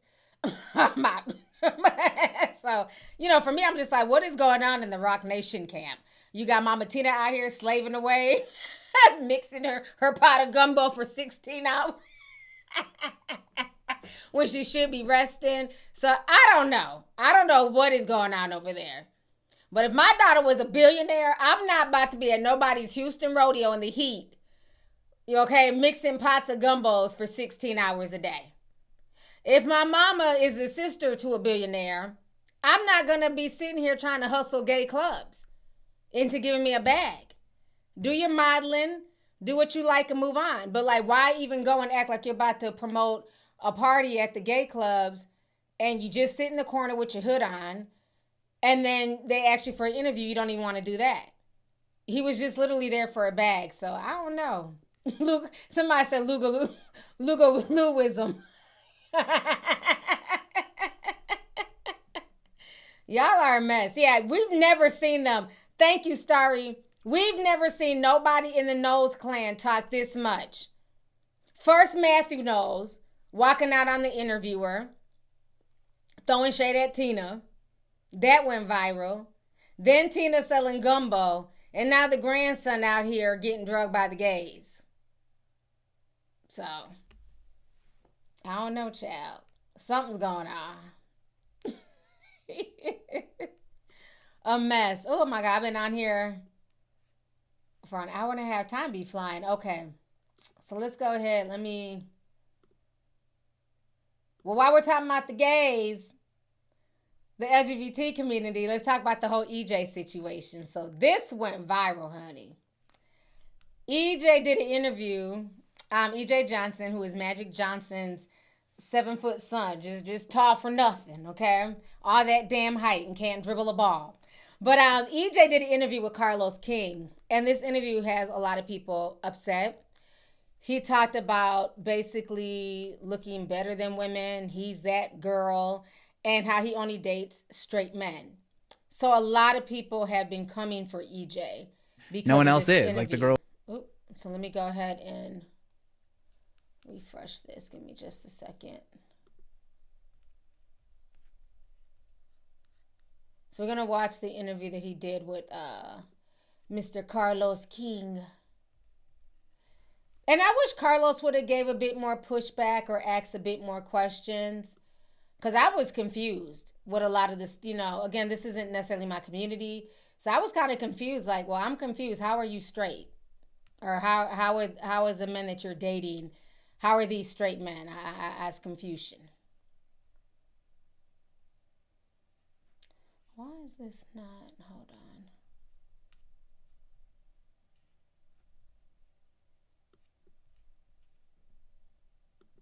All right, there we go. I'm just making sure the clip will play. Okay. So let's go ahead and watch EJ Johnson.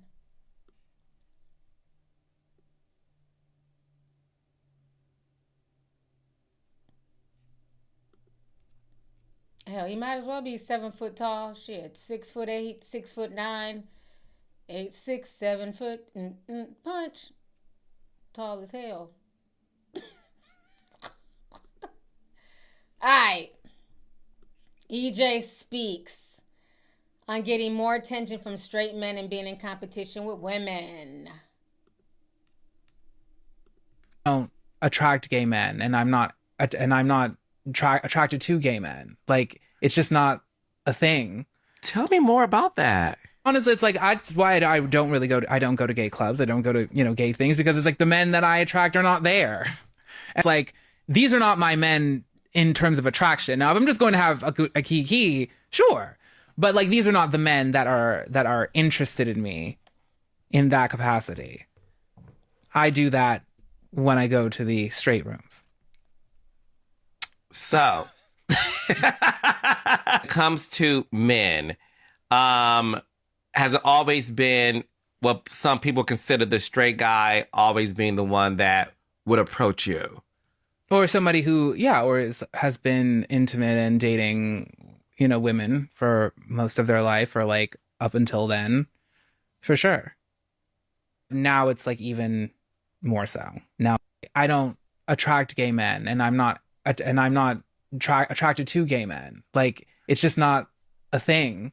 Tell me more about. Like, even when I was a kid, and like they were like, well, you can't wear skirts, and I was like, well, why not? It's like my inner being was like, there's nothing wrong with this, especially if I look cuter than any girl does. Like, what's the problem? I'm out all the time, and like, I'm killing a dress and no one else is. Like, the girls in the room are not doing it. Like, they don't look cute. They're not dressed to any nines. So, I love it. Like, even when I was a kid, and like they were. My issue with people like EJ is, do what you want to do. Call yourself a they, them, gay, straight. That's your business. But why do you always have to throw shade at women? To say that, these women, will never be me and they're not dressed to the nines and, I'm more attractive than women. Hold on, let me see something real quick. Because he's really feeling himself.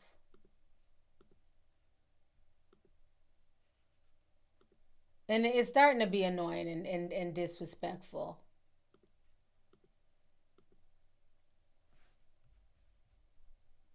EJ, Mr. Tall for Nothing, this you? See, I think what the issue is, he was never that girl. He was never that girl in the community, okay? People forget what EJ used to look like a few years ago. And see, he got daddy's money. Fat, bad built, knock-kneed, and tall for nothing. And always had that purse, okay? But he lost weight. He got a stylist. He looks a lot better now. But you need to humble yourself. You're not, no, absolutely not.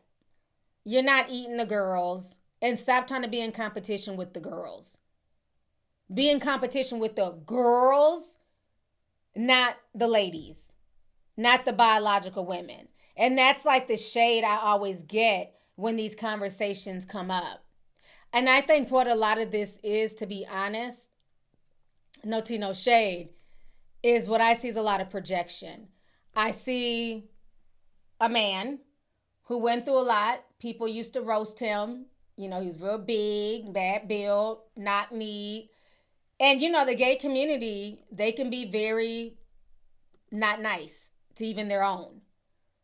Even in the gay community, they want you to have a certain aesthetic. They want you to look away and, be fierce. Nothing about that old picture on the left scream fierce. The right picture, yeah, more fierce. And I think now that he has become more fierce and got a stylist, it's gone to his head. But we ain't forgot. So you need to simmer down with all that. Okay? Do what you want to do.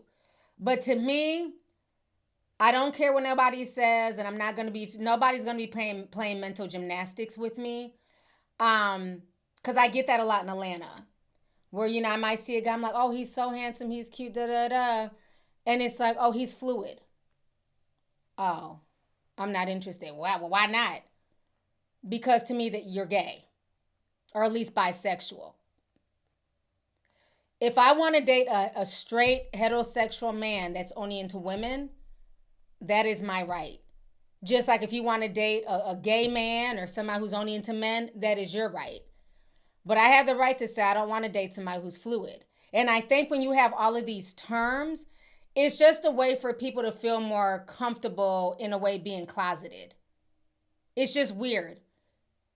It's like I don't really want to say that I'm gay or bi, so I'm going to use all these other terms. The men who are dating you, EJ, those are not straight men. And that's okay. These are men who are, at the very least, bi-curious, bisexual, DL. But they're not straight men. Because by the definition of being straight means that you only engage, date, and sleep with somebody of the opposite gender. Like, why is that so hard to just say?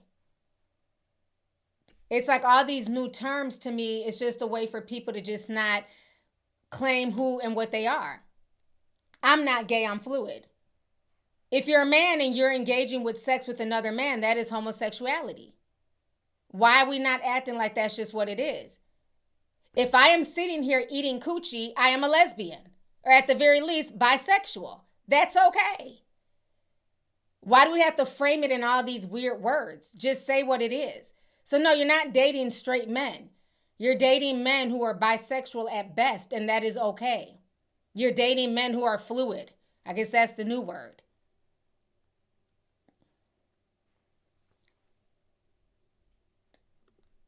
Yeah, it's really giving DL.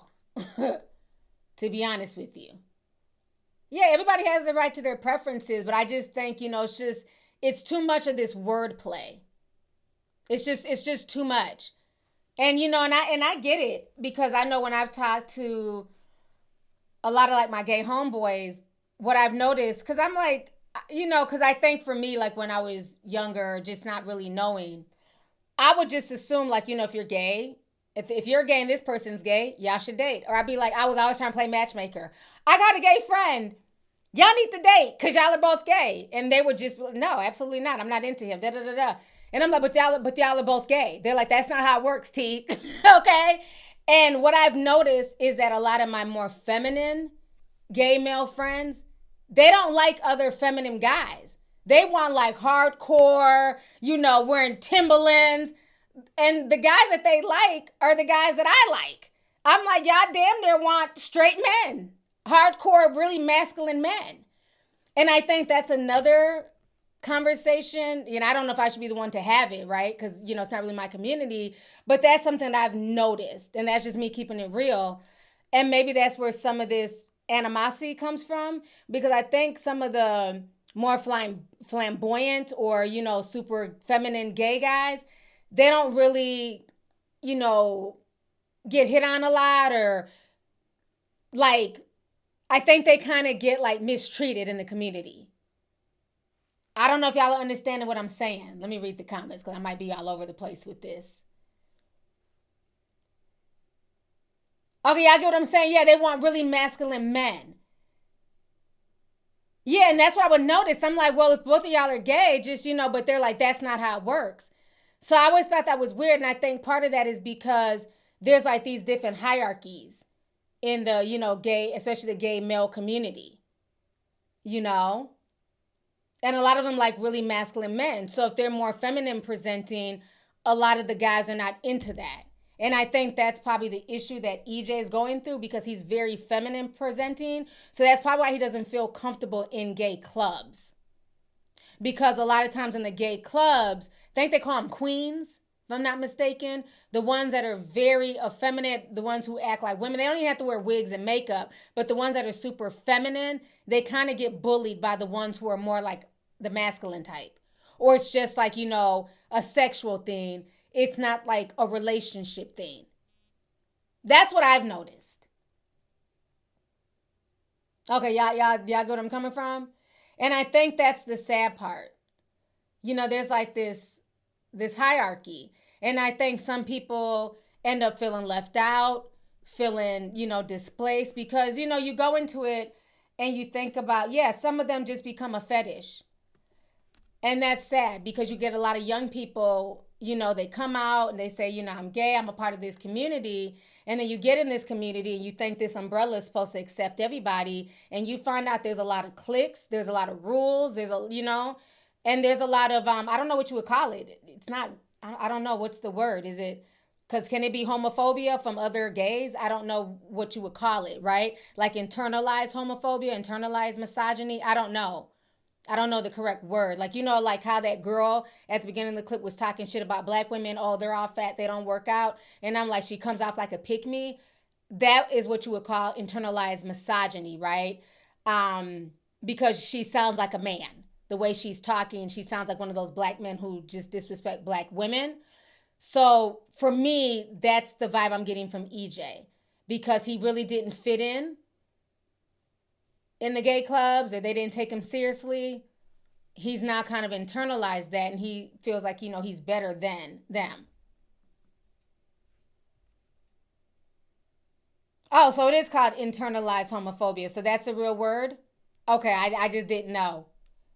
Okay. Because I was thinking, like, is that something you can have? Because I've noticed that, like sometimes when I listen to conversations, I'm in Atlanta a lot, and the gays run Atlanta. And I listen to certain conversations and I would just think that everybody would get along because they're LGBT, and it's not like that. A lot of cattiness and people making fun of each other, and, and that person is that girl and that person is not that girl. And yeah. Somebody said a lot of racism too. Yes, I think, it's a lot of nuanced stuff like that. And you have a lot of the more masculine gay men who do make fun of the more effeminate ones and make them feel bad. And especially, like, don't get started on the old school ones. The old school gays, they don't like none of the new gays. They don't got time for the terms, the all the stuff that y'all got going on. They don't want to be bothered. The old school gays don't play that shit. My homeboy's an old school gay. He don't like none of the new shit. He don't want to hear it. Gay is gay, all this extra stuff. He don't want to hear nothing. So yeah, it's very nuanced. But I'm gonna go ahead and play some clips from different people in the community, who can probably speak on it even better than I can, on their thoughts on what EJ had to say. I just don't like the disrespect. Like, stop trying to come after women and act like you're better than women, that you're eating up all the girls. You're only saying that, again, it's very easy to eat up some of the girls. And not that EJ has had anything done, because he don't have no tits or nothing. I don't think he's gotten a BBL. And that's my issue sometimes too with some of the trans women who get very disrespectful. It's very easy to eat up the girls when you've been able to lay on a surgeon's table and pick and choose what you want. I'd be able to eat too. If I could pick to have boobs that sat up here and a waist this small and a fat ass, then yeah, it's a lot easier to eat up the girls because you were able to pick and choose. Whereas, when you're a woman, you're kind of dealt whatever card you're dealt. Either you have a nice, cute shape or you're bad built. That doesn't make you any less of a woman. But when you're picking and choosing what you want, and you're having surgery to feminize your face, and all y'all can slay hair, so of course y'all gonna be eating the girls. It's a little bit easier. So I don't know, I just find it disrespectful. Somebody said, what is a fluid man? From what I was told in Atlanta, it's a guy who's willing to mess with another guy, but they still have a woman on the side. Like, they're in relationships. That annoys me. It's so sad. They're in full-fledged relationships, got baby mamas, kids, but they mess with their gay homeboy or gay members in the community on the side. And they call it being fluid. And they will holler at you too, that, you won't know. And it's just like, there's been situations where I've liked somebody, like, oh my God, he's so fine, he's so cool. And then I've had my good friends pull me to the side, like, T, I don't know if you know, but he's fluid. What the hell's that? Like, yeah, I've sucked him off. Wait, what? So, yeah. Gotta be careful. A lot of these guys do, And it's unfortunate because I just wish they would live in their truth. But yeah, it always sucks when you like somebody and then you find out, your gay friend done had a piece of that. It's like, well, damn, bitch, can you say something for me? Like, damn, another one bites the dust.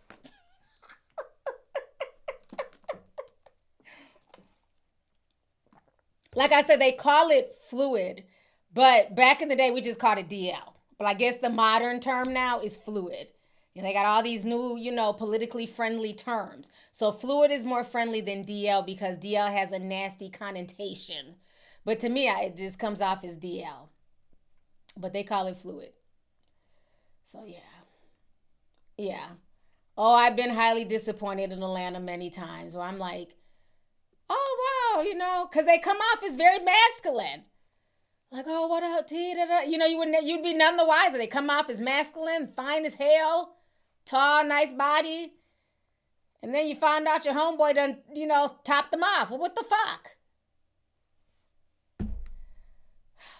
Objection. Can you leave some of these guys for the straights? Can you leave us straights with something? It's a real thing. So now I just look from afar at this point, especially in Atlanta. I just peek from afar. It's a real thing. You'll be so heartbroken. You'll be so heartbroken, Jill. All right, let's go ahead. Lando Romano has something to say. Let's watch him. Oh, hold on. Sorry. There you go. Is the baddest in the room. He's better than any other female in the room. Well, yes. If the room is empty. Listen, EJ, I don't understand why the LGBTQ community is always trying to be in competition with women. Women is not in competition with us, especially if you up there trying to be a woman. You in woman's clothes, you in a dress. And that's cool, express yourself how you want to, but why are you trying to bring down the next bit? You better than them. Anybody with two sets of eyes know that's not true. I don't know what land of delusion you reside in, but you best check the mailbox. The brochure said false advertisement. That is not true. That is incorrect. Okay, thank you. EJ Johnson said he is the baddest in the room. So he went in. He said, yeah, no, sir. Absolutely not. Let me see. I got a few other ones here.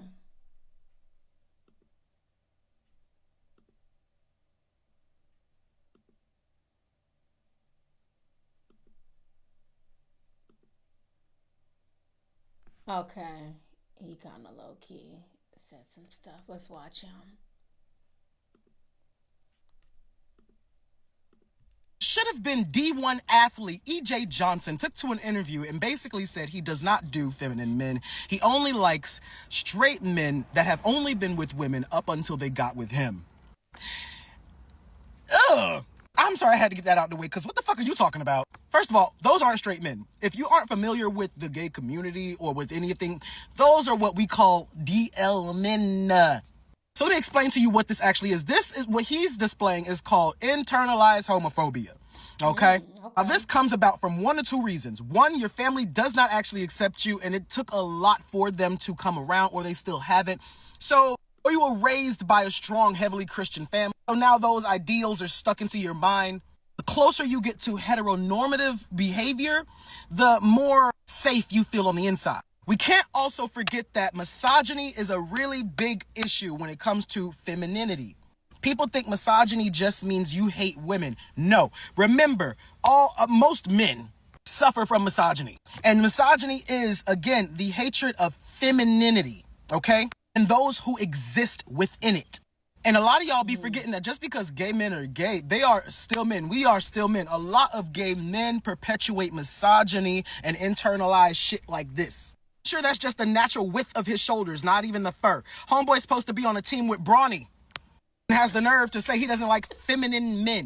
Just to break it down a little bit more, if you're black, you'd understand this. This is the equivalent, him saying that is the equivalent of super dark-skinned people constantly only picking light-skinned people, saying they don't do dark skins when they mama look like Harriet. A lot of gay people feel like the closer they get to looking heteronormative, the more accepted they'll be, the higher up they'll be, the more higher ranking they'll be. Guys, I would love to remind you, I would love to just sit here and remind you, you're a boy. Our relationships are not going to be heteronormative. It doesn't matter if the people want to know who's the top, who's the bottom, who's this, who's that. We're both dudes. Hello? Hello?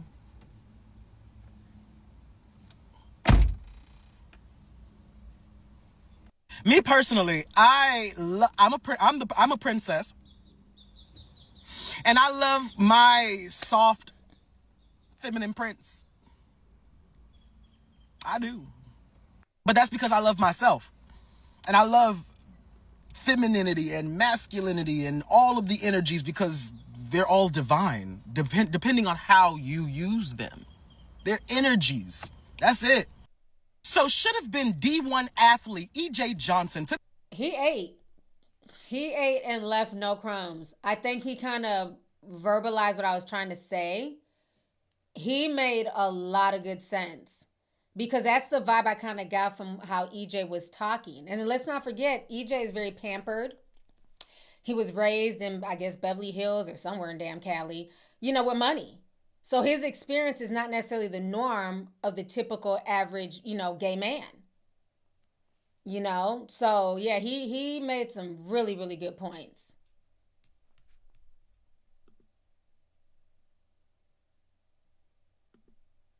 Okay, then Funky Dineva. I didn't get to watch all of this, but I did see that he said something as well. So let's see what Funky had to say also.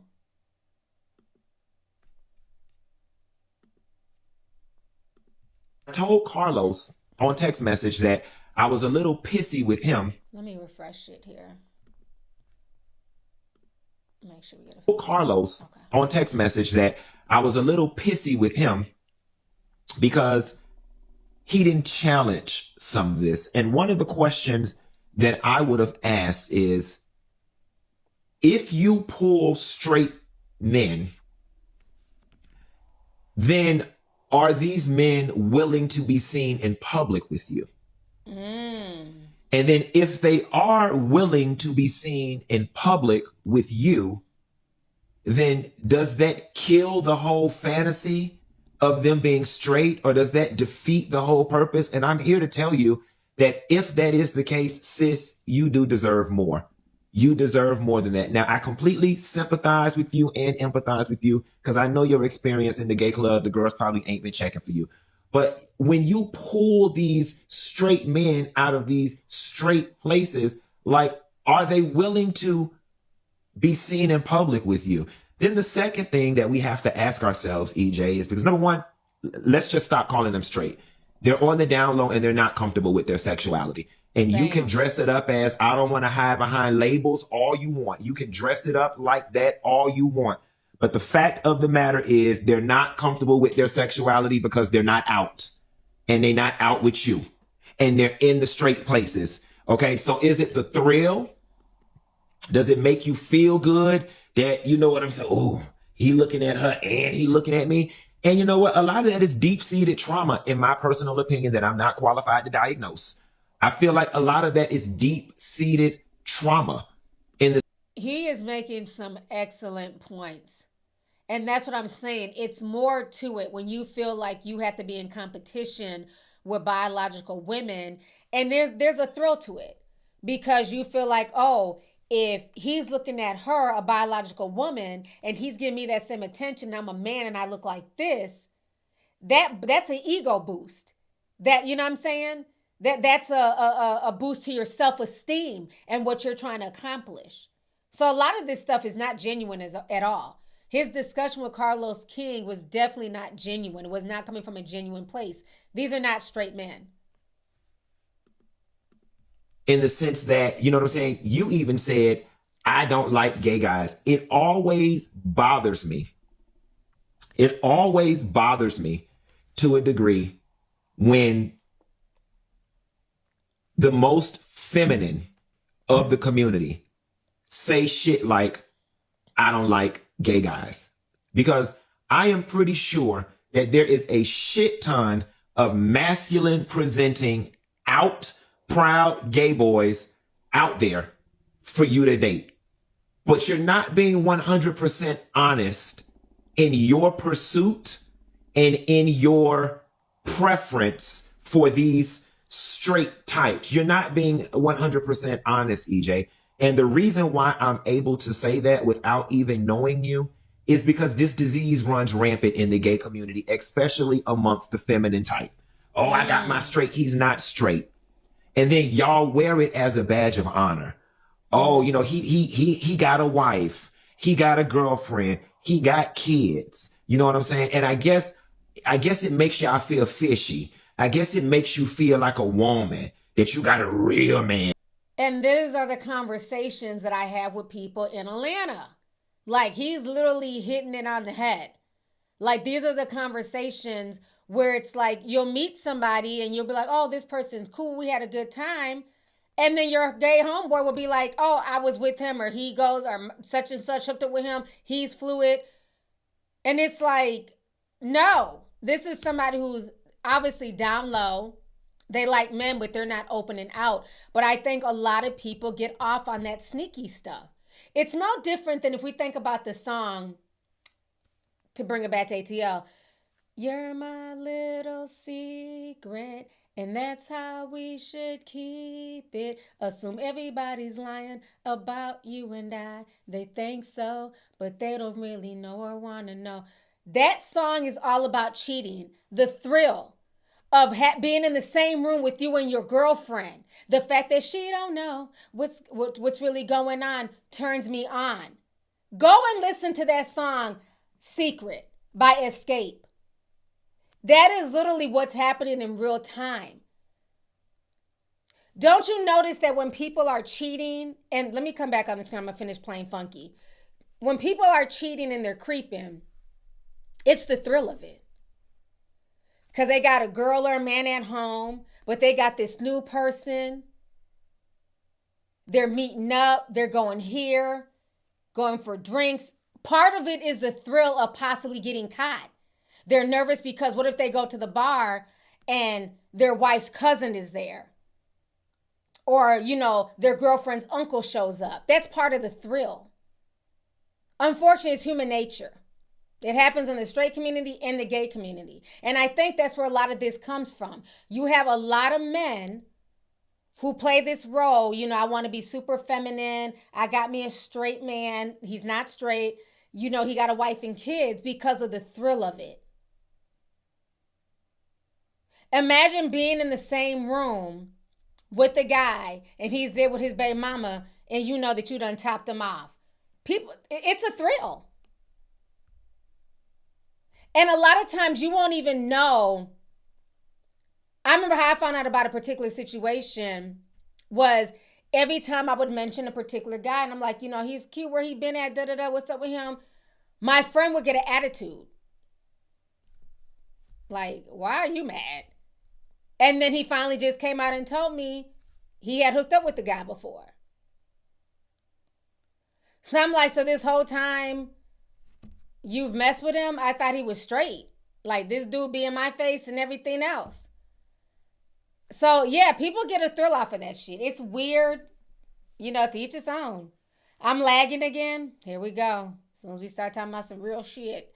But, yeah, people really get a thrill off of that. It's very weird. They'll know that somebody's in a relationship, have a wife, children. But it's all about that sexual gratification, which is so sad. It really is. Because then what ends up happening is that person, eventually, it gets old. They probably go back to their wife or they get caught and them and their wife or girlfriend work it out. And then you're left looking like the goofy. And now you're bitter and you're mad and all men ain't shit because you were played. Let's continue. I don't know why it's lagging. Because it's saying we have a good connection, so I'm not sure. And because he not with that gay shit. He don't like that gay shit. He don't be over there with the gays. Just like I hate gays that say I don't hang out at the gay clubs. The straight presenting gays that get all the straight privilege because you don't know that they're gay. And they say things like, I don't hang out in gay spaces. Yeah, because of the straight privilege that you have. And I told Carlos on text message that I was a little. I wish there was more. I didn't even know about the gay straight privilege. I'm going to have to go watch the stream. I didn't know that was a thing. Gay straight privilege. That's interesting.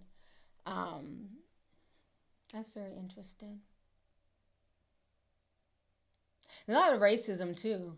Because I also see how my white gay friends, they don't go through the same things as my black gay friends go through, But then they're also not super feminine either. My best friends, you wouldn't even really know they were gay. If you just met him by himself, you would have no idea because he's not feminine presenting at all. You wouldn't know if you ask him, if you just happen to pick up something like, are you gay? He'll tell you, he's gay. But you wouldn't know it right off the rip. So I think that's what Funky meant. Now that he says that, I never thought about that being a privilege. Because he's definitely able to be in spaces where people would have no idea that he has a whole husband. So, yeah, it's very interesting discussion. I hope y'all are still able to see me. I don't know why it's lagging. Okay, I'm just going to keep going. But, yeah, I think EJ pissed a lot of people off with that. And I never understood that, too, the whole... I don't like being around other gays. And I get it. Sometimes, we know the gay community can be messy. Some people can be mean and stuff like that. But it comes off like when black people say, I don't, I don't like being around other blacks, or, when we say like a lot of derogatory things towards our own community, or like somebody, like the other guy said, when dark-skinned people, like, I don't date other dark-skinned people. But then that person is black as hell. But they don't like dark-skinned women. So it's giving that. It's giving that.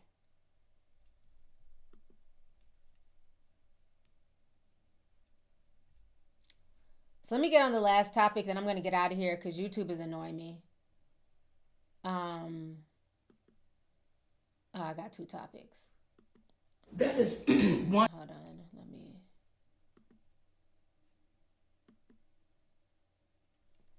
All right, let's get on Latto.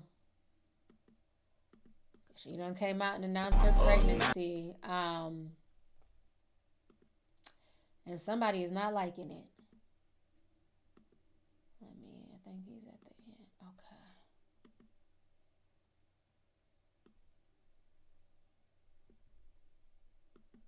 Okay. So yesterday, it came out that Latto is pregnant. She announced it on social media.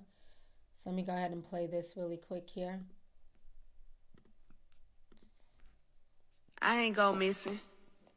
I had to give y'all time to miss me. Before you run a game, you gotta take baby steps to go the distance. Home to the studio, studio back home. Listening to every beat, feeling every kick. Ever since I was a little girl, I always dreamed of having my own. Big mama.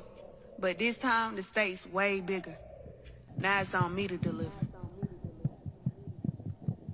Long story short, she done went from big mama to baby mama. Okay? So she used this as her album rollout. She said her album is dropping May 29th. And this is her with her belly. And I love this little cute little cheetah. So this sparked a lot of discussion online.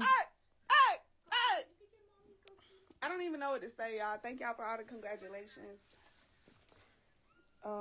Business and Personal out now. Big Mama, the album, May 29th.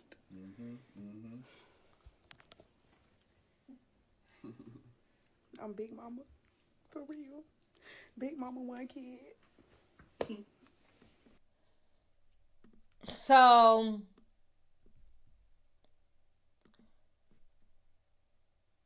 people had kind of suspected for a while. I have been hearing mumblings that she was pregnant, but I don't follow Latto like that, so I didn't know. But it's clearly obvious that it's by 21 Savage because the fans were able to put 2 and 2 together. Because in the end of one of the videos, she posted the hand, and you could tell it was 21 Savage's hand. So people started just matching stuff. Latto bagged and tagged y'all. And I think you can see right here the picture, 21 Savage as a kid. See his kid picture and her kid picture. So she's kind of, just dropping little hints that that's the father. But everybody was not happy about this, okay? And people had things to say. And somebody who had something to say was a man named Levon Bell. Levon Bell is a football player. And so he said this: Latto just announced she's pregnant by a married man with 3 kids and made it a part of her album rollout. That's who today's women look up to. We're doomed. So what he said went viral all over social media. And at first I said, I've heard that 21 Savage is in a relationship. I don't know if he's still with the woman or the woman helped him get his papers. I don't really know what the tea is with his other baby's mom like that. So I thought, okay, well, if he's married, that is awkward. But I know her and 21 have been messing around for years, off and on. But then I'm like, well, I don't know a lot about Levon Bell. So I said, well, let me Google him. Is he like the Tim Tebow of football? Like, who is he? I go to Google him, and the first thing I see is this. Levon Bell, 6 baby mama, calls him the worst human being on the planet for being a deadbeat dad and ghosting her after her baby was born. This is an article from 2021. So my thing is this, Mr. Bell. You have a lot to say about Latto, but your situation is just as fucked up. You're another Dusty, creating broken homes and not taking care of your children. Okay? He has 7 children by 6 different women. Because I ended up Googling him.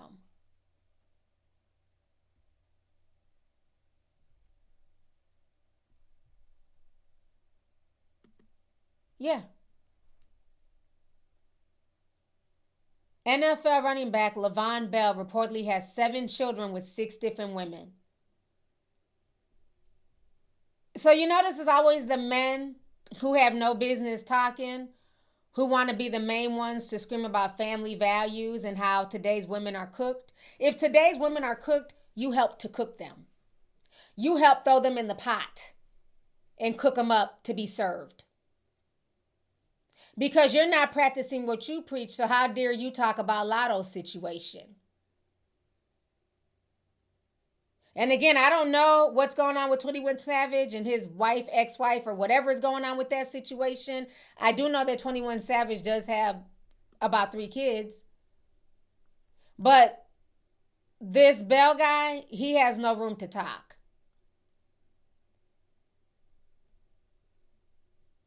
Because at this point, he needs to worry about his children and making sure his daughters don't repeat the same cycle. How about that? I think personally, Latto should have kept her pregnancy just hidden as long as she could. Nobody been known. I'd have just kept my pregnancy in peace without everybody's opinions, people's guessing, people having something to say about 21 Savage. Me personally. Because pregnancy is a very delicate time. You don't need the extra stress and the social media opinions. So me personally, she went this far with nobody knowing that she was pregnant. I'd have just kept it under wraps until I had the baby. But it's always the least desirable men who are in the same situation as Cam Newton, Dusty Nick Cannon, and all these others who love to create broken homes who have the most to say. Like I said, I didn't know much about him. I just went to Google him because I'm like, oh, okay, maybe this is a good Christian football player.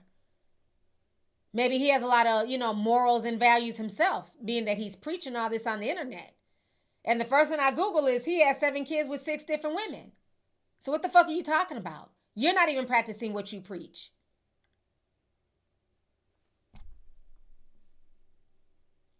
Lord, somebody said he art his cousin. What? I didn't know about that. All I did was Google his date.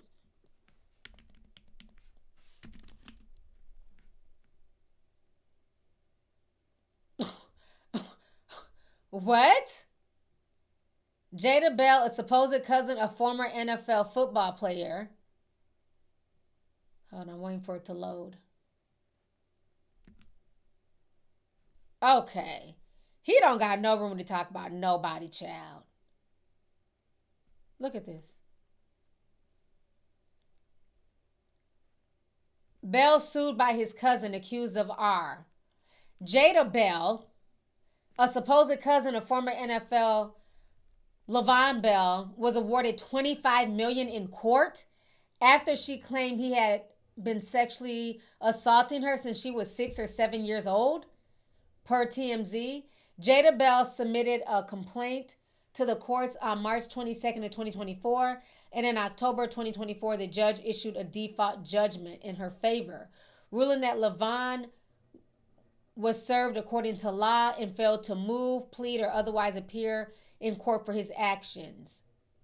2 weeks ago, a jury trial took place in his absence to determine the damages. She was awarded $25 million.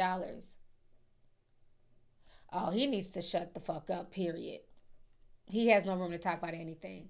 He should have sat there and ate his food. He should have sat there and ate Mama Tina's gumbo. That's what he should have done. Okay? That is disgusting.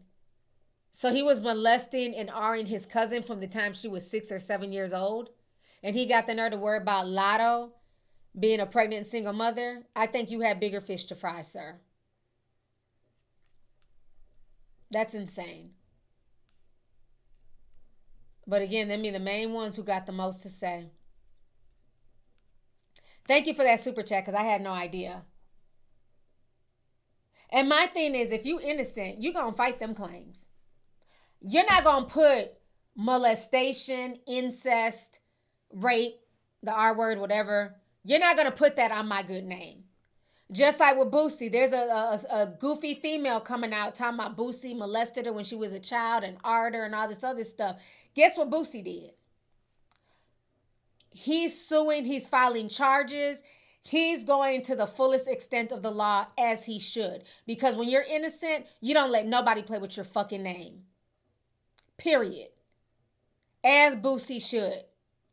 Take her for everything she got. If she's lying, she should go to jail. Because you got too many people who are really victims of that for folks to be trying to make up stuff just to go viral.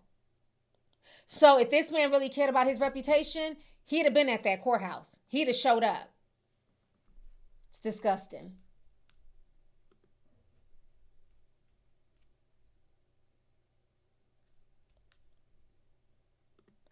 So now before I go, oh, it's already 10:30. It's late. Wow, time is just flying. Hold on.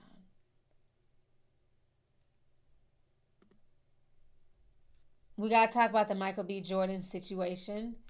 So Michael B. Jordan finally won an Oscar for Sinners. And I was extremely proud of him. Y'all know I did the review on Sinners. I love the movie. It was just so deep. It was just good to see him, Ryan Coogler, all of them, really celebrated. And the fact that they started from Fruitvale Station to Creed to Sinners. And, he's where he's at now. Makes me very proud of him. But there's a story that's gone viral again,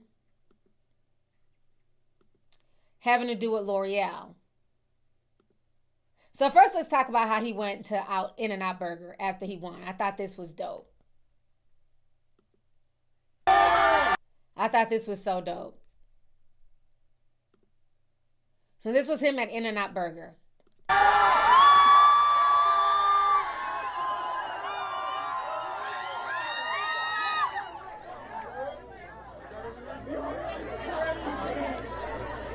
And they stated that he paid for everybody's food in the restaurant. Everybody who was there, he covered the entire tab. So just showing he's a regular guy. He went, he ate the hamburger. He didn't pull a McDonald's CEO. He actually ate the burger and enjoyed it.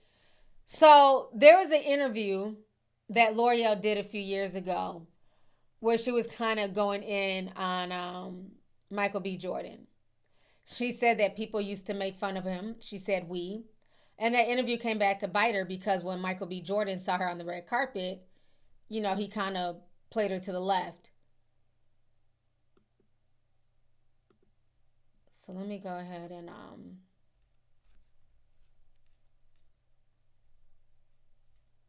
because now she's out here trying to play victim.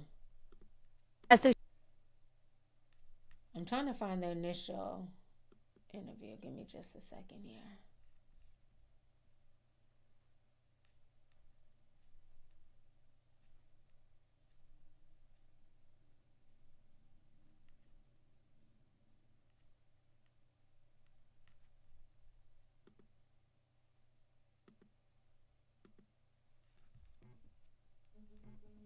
Okay, I think this girl ends up talking about it. But let's do the red carpet.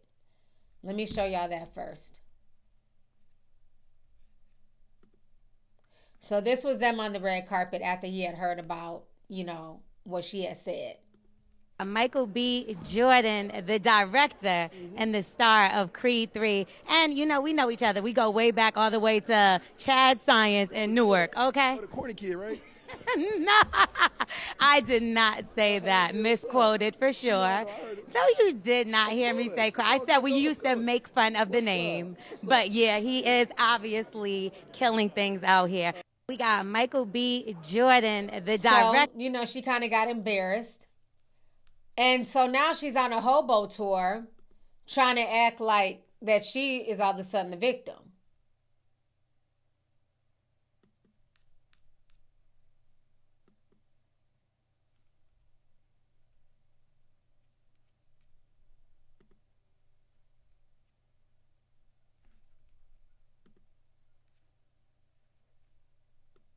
She plays the original audio at the end.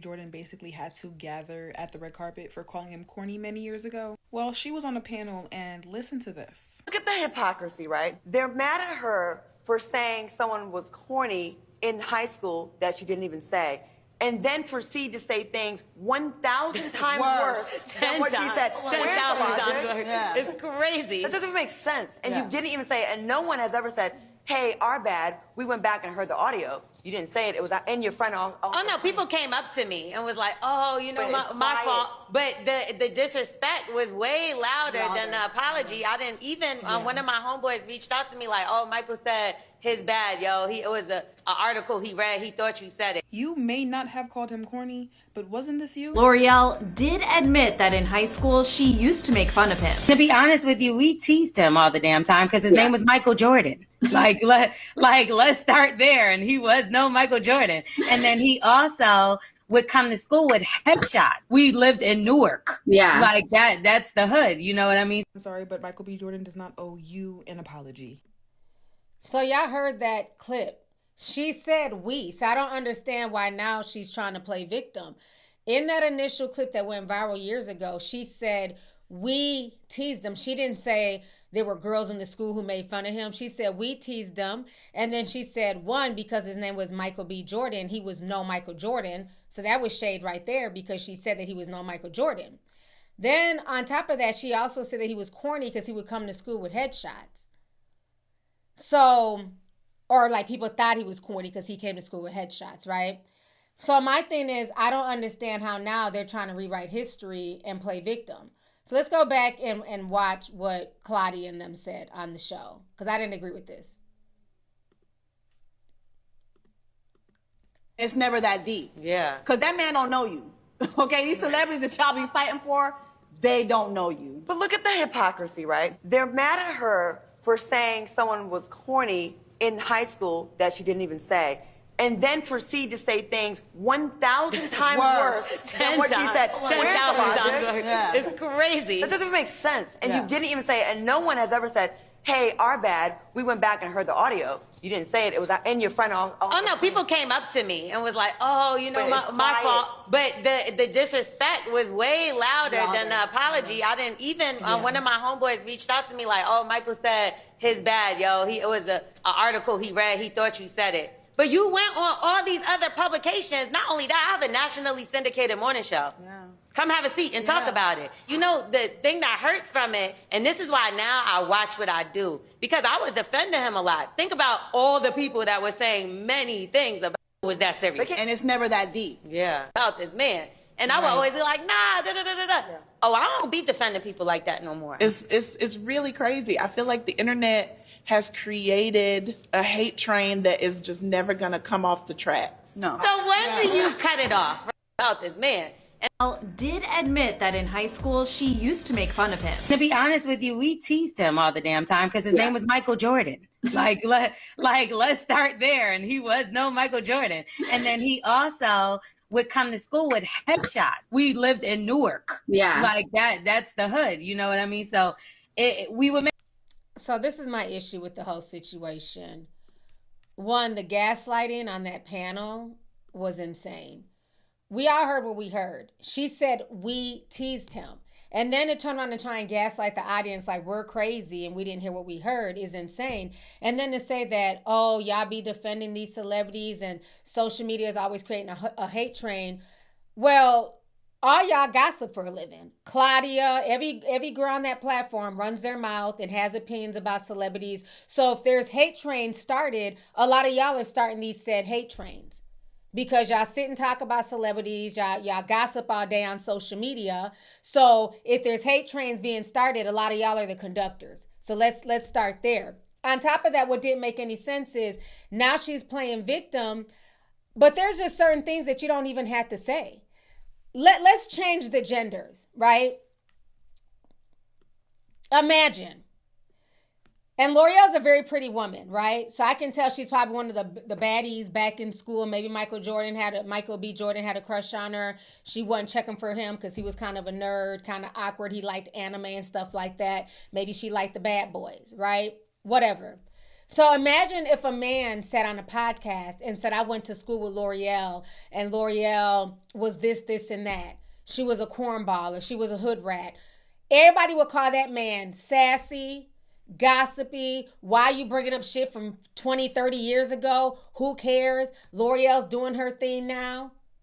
But when it's a woman, nobody asks for this story. None of us went to school in New Jersey. Nobody cares about this corny ass story. She decided to bring up a story from back in the day for whatever reason. And it's like Michael B. Jordan is very unproblematic. You don't see him out here starting no trouble. You know, he don't be involved in no mess. So why even bring out that type of story that's going to make him look like a cornball or look like, oh, y'all think he's a sex symbol now, but I knew him back in the day when nobody was checking for him. That's how it kind of came off. Even though those weren't the words that she said, that's what she was low-key implying. Like, yeah, that might be the Michael B. Jordan that y'all know now, but back in the day, he was a cornballer. We all used to make fun of him. He would walk around with headshots. So it's giving like he wasn't your type. But now that nerdy guy that y'all turned down because he wasn't a bad boy is handling his business and you're sitting here gossiping on a podcast with 4 other women. That's what it's giving. Just own it. You said it. It shouldn't have been said. It wasn't even a story to bring up. But then to try and turn around and be like, I didn't even say anything. You clearly said in the clip, we used to make fun of him. Because his name was Michael B. Jordan. And so, again, you brought up something from the past that was disrespectful. So when he saw you on the red carpet, he met you with the same energy. And he wasn't disrespectful. He was just calling it out like, oh, wasn't I that corny kid? See, I'm the same type of way. I give you the same energy that you give me. And people think they can say certain things online and then when they meet you in the real world, it's supposed to be y'all teeth. Absolutely not. Are we cool now or we not cool? Because I'm going to give you the same energy you give me online. Well, I thought you didn't like me, so what the fuck you want to take a picture with me for? Oh, no, that was just a joke. I don't play like that. So which one is it? What are we doing? Like, I don't like weird shit. Don't say one thing because it's for the internet and views. And then in the real world, you know, you want to act differently. And people will do that shit when they don't have an audience. Their whole energy changes. So I don't blame him for kind of being standoffish and not wanting too much to fool with her. And the thing is, black media, we already don't get the respect that we deserve, right? A lot of times you have these celebrities who really don't want to interview with black media. And that's the other side of black media, why some of these celebrities don't want to interview, because y'all say little things and y'all throw digs and y'all say things to bring down these celebrities. Now, if it's something that's deserved, by all means. But like I said, Michael B. Jordan is pretty unproblematic. I can't think of any scandal he's been in, to be honest with you. So I don't know. It just comes out to me like maybe he was the one who got away, child. I don't know. That's how it comes out to me. Yeah, stand in it. I just don't like a lot of fake ass shit. Everybody talking in cursive and trying their best to like gaslight the situation. And she's being picked on and people are saying things that are a lot worse to her. Yeah, well, welcome to social media. And a lot of y'all sit on y'all's platforms and say a lot of fucked up shit about people. But it's funny when y'all get the same energy, then, you know, everybody's a victim. It's social media. Like I say all the time, If you're going to have an opinion about things under the sun, you can't get mad when people have an opinion about you. Y'all not going to catch me online arguing back and forth with no bitch. Absolutely not. I have my opinions. If you don't like it, that's between you and God. I could care less. I'm not going back and forth. I'm not debating nobody. I said what I said. Moving on. But people will get online and want to have a commentary channel and, have an opinion about everything under the sun. And the second somebody has an opinion about them, they're crying. They have whole dissertations, whole videos clapping back. I'm not doing none of that. It is what it is. Don't like it? Go watch somebody else. Because again, you can't do commentary and then get in your feelings when somebody has commentary about you. L'Oreal chose to give commentary on Michael B. Jordan. He didn't disrespect her on the red carpet. He just kind of gave her the cold shoulder and kind of kept it short and sweet. Now, whatever the fans did, that's on them. But she created that atmosphere. Because again, if the genders were reversed and this was a man on a podcast talking about a woman for some shit in high school, everybody would be calling him sassy and going in on him. So I don't feel bad for her.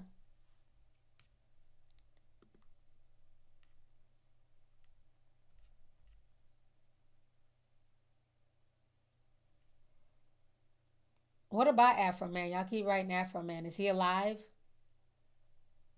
Ain't that the one who sang that song Because I Got High? I really don't want to talk about Afro Man. What do he do? Let me Google. Because it's getting late. I'm ready to get up off of here. I'm tired. Afro Man wins a lawsuit against the police over mocking their 2022 raid in a viral music video. Oh, he was trolling the cops. Well, congratulations to him. He won the lawsuit. Okay. I'm not going to sit and talk about it, but congratulations to Afro Man. I'm just making sure he ain't die or nothing. Make sure he okay. I remember that song back in the day. Oh, yeah, or Dusty. Thank you, Glasses. Yeah, they would be calling him a Dusty, sassy, and everything else.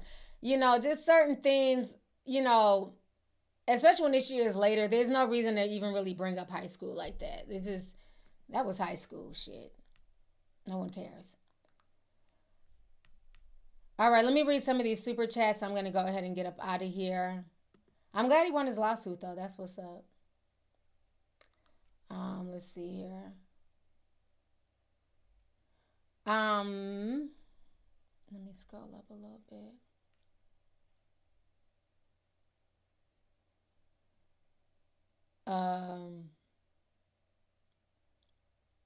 Munichin Cole. I don't know if I said the name right. I apologize.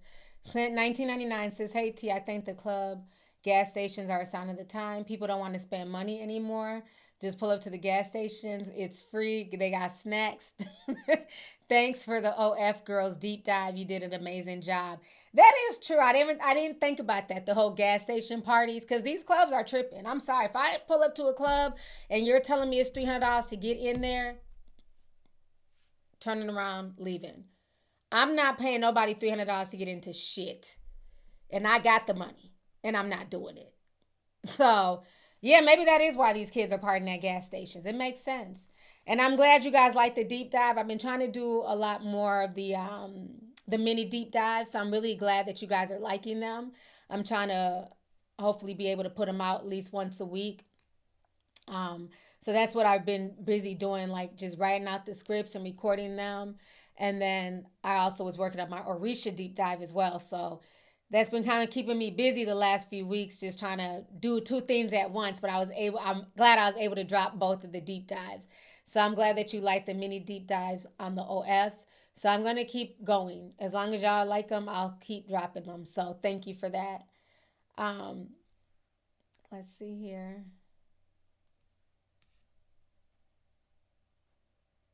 Mia DeBose at $9.99 says, "I'm 46 and I grew up in Central Florida. We had Black Beach in Daytona for spring break back then, and it's just like it is now. I wasn't allowed to go, but when guys used to record women on VHSs. So it was off the chain back then too, huh? I think now it's just because it's on social media, it's making it look 10 times as worse, and it's making the city look crazy.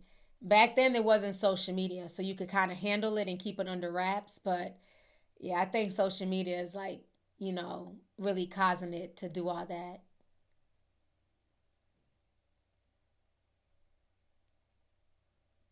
Let's see here. Waptina sent 9.99. She says, that's how you know the rodeo was a bunch of tourists, because even I know it ain't gumbo season. Celebrity obsession is a mess. It is.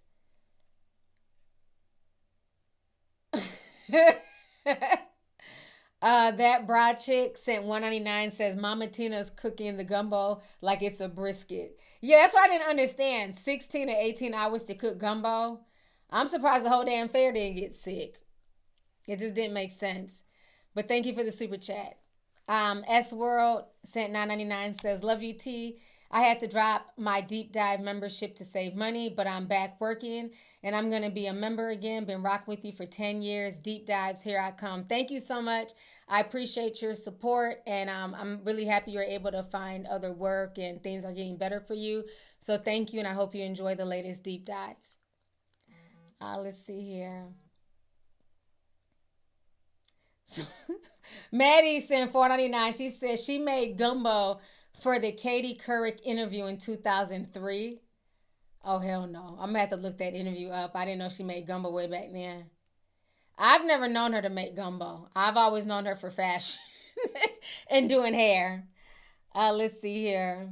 Imani sent $4.99. She says in Creole, gumbo means okra. You need it in there. I feel like you do. We eat a lot of okra in our dishes too, like in Nigerian dishes. We eat a lot of okra. Hell, I had okra yesterday. And I grow okra too in my garden, so I love okra. Okra is definitely going in my gumbo. I've never had gumbo without okra. But thank you. Let's see here. Young Kobe sent $5. He said the On the Runs tour. Not the On the Runs tour. Y'all are best. That is too funny. Let's see here. Big Ant sent $1.99. He says, hey, T, have you heard about the price? Hold on. Have you heard about the price is right, Doc? No. Is it on Netflix? I haven't heard about it yet. I'm going to have to check it out. Y'all know I love a good documentary. Let's see here. Scarlet Galore sent $19.99, says, we eat these Chinese food fast places with rodents and health violations, but Mama Tina is a witch for food that has concerns. Not only that, but if it wasn't for Mama Tina, would any of these complaints exist? Yeah, but I think some people were getting sick, so that's why they did call the health inspector, and obviously they found something, because if they found nothing, they wouldn't have shut it down. But I do feel like people are being extra, though. I mean, they're calling her a witch, and, it is, it's a bit extra. Just say you don't like the gumbo. Just say the gumbo don't look good and move on. You got folks who have now turned into a whole conspiracy. So that's why I'm just like, okay, y'all are kind of doing a bit much now. Trying to stay in the algorithm. Let's see here.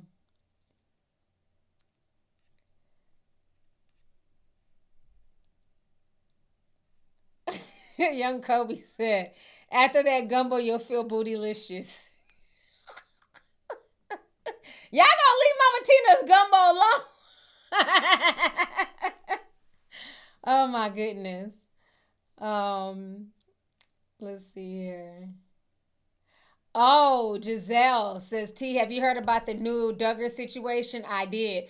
When it came across my timeline, I thought that nasty Duggar had gotten out of prison. I said, well, damn, didn't we drag him about 2 years ago? Shouldn't he be in prison?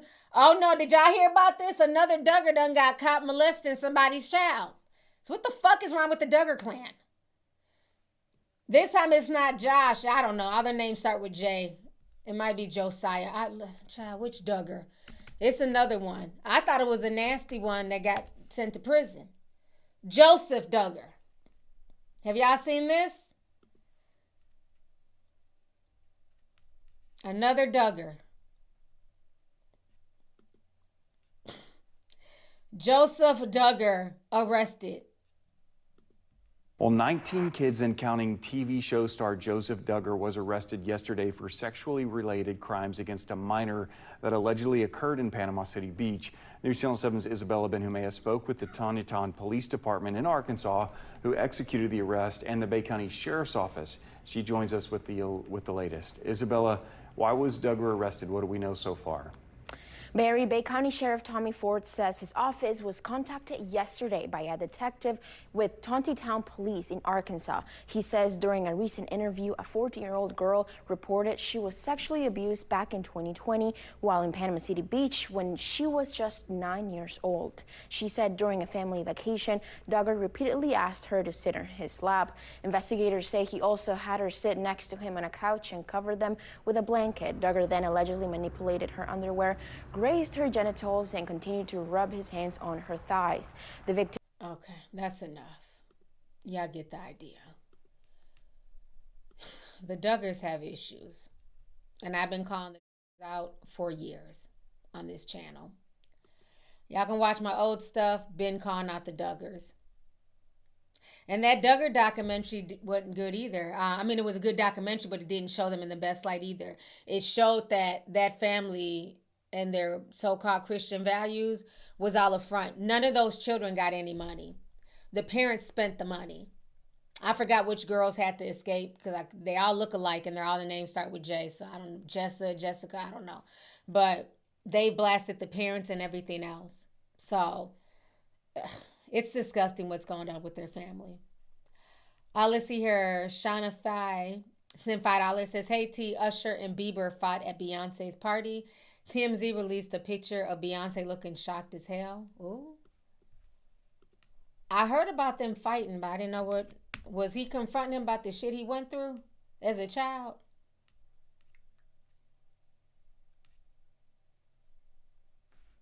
I don't see the picture of Beyonce, though. Let me launch the gallery.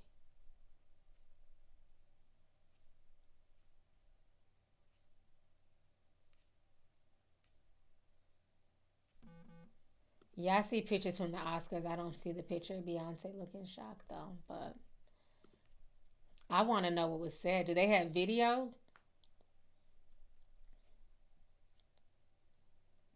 Let's see here.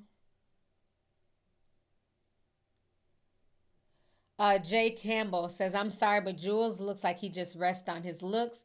There's nothing distinctive or high fashion about him. He relies on his features and his proximity. Ooh. I mean, he's a very handsome guy. Let's not do that. He is very handsome. But yeah, I mean, his features help, you know.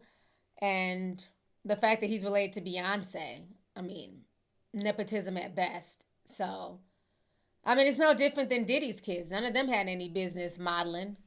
Like, what was his name? Christian. He used to walk for like Dior and a few other high end, and nothing about him screams model to me. But again, they're celebrities' children's, so they're going to get in there. Just like with Kendall Jenner. She got in mainly because of, you know, nepotism, because she's a Kardashian Jenner. So I'm not surprised. Alexandra sent 199 says, just came to say your hair is laid as fuck. Love you. Thank you so much. I'm doing the layers. Cut, cut, cut. Snip, snip, snip. So thank you so much. I appreciate it. Let's see here. AG sent 999. She says EJ is delusionism. He is. He's definitely Delulu. He is, sis. I am Rob Monkey sent 199. Says EJ is a rich white woman. He is. Baby G sent 499. She says, don't let the gays fool you. Them femmes like the masculine because what they really like / want is straight men that's willing to be gay for them. That kind of reminds me of Jeffree Star. He's another one that tends to go, and he brags about going for the straights. But again, are they really straight if they're messing with Jeffree Star? You know, so I don't know. It's just weird. But I think Funky Dineva broke it down really good.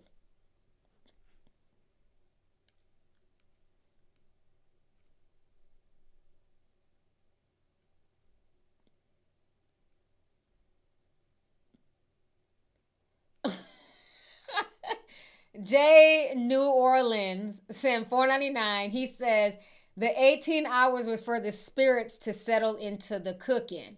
There's a thin roux between gumbo and stew. The word LaRue.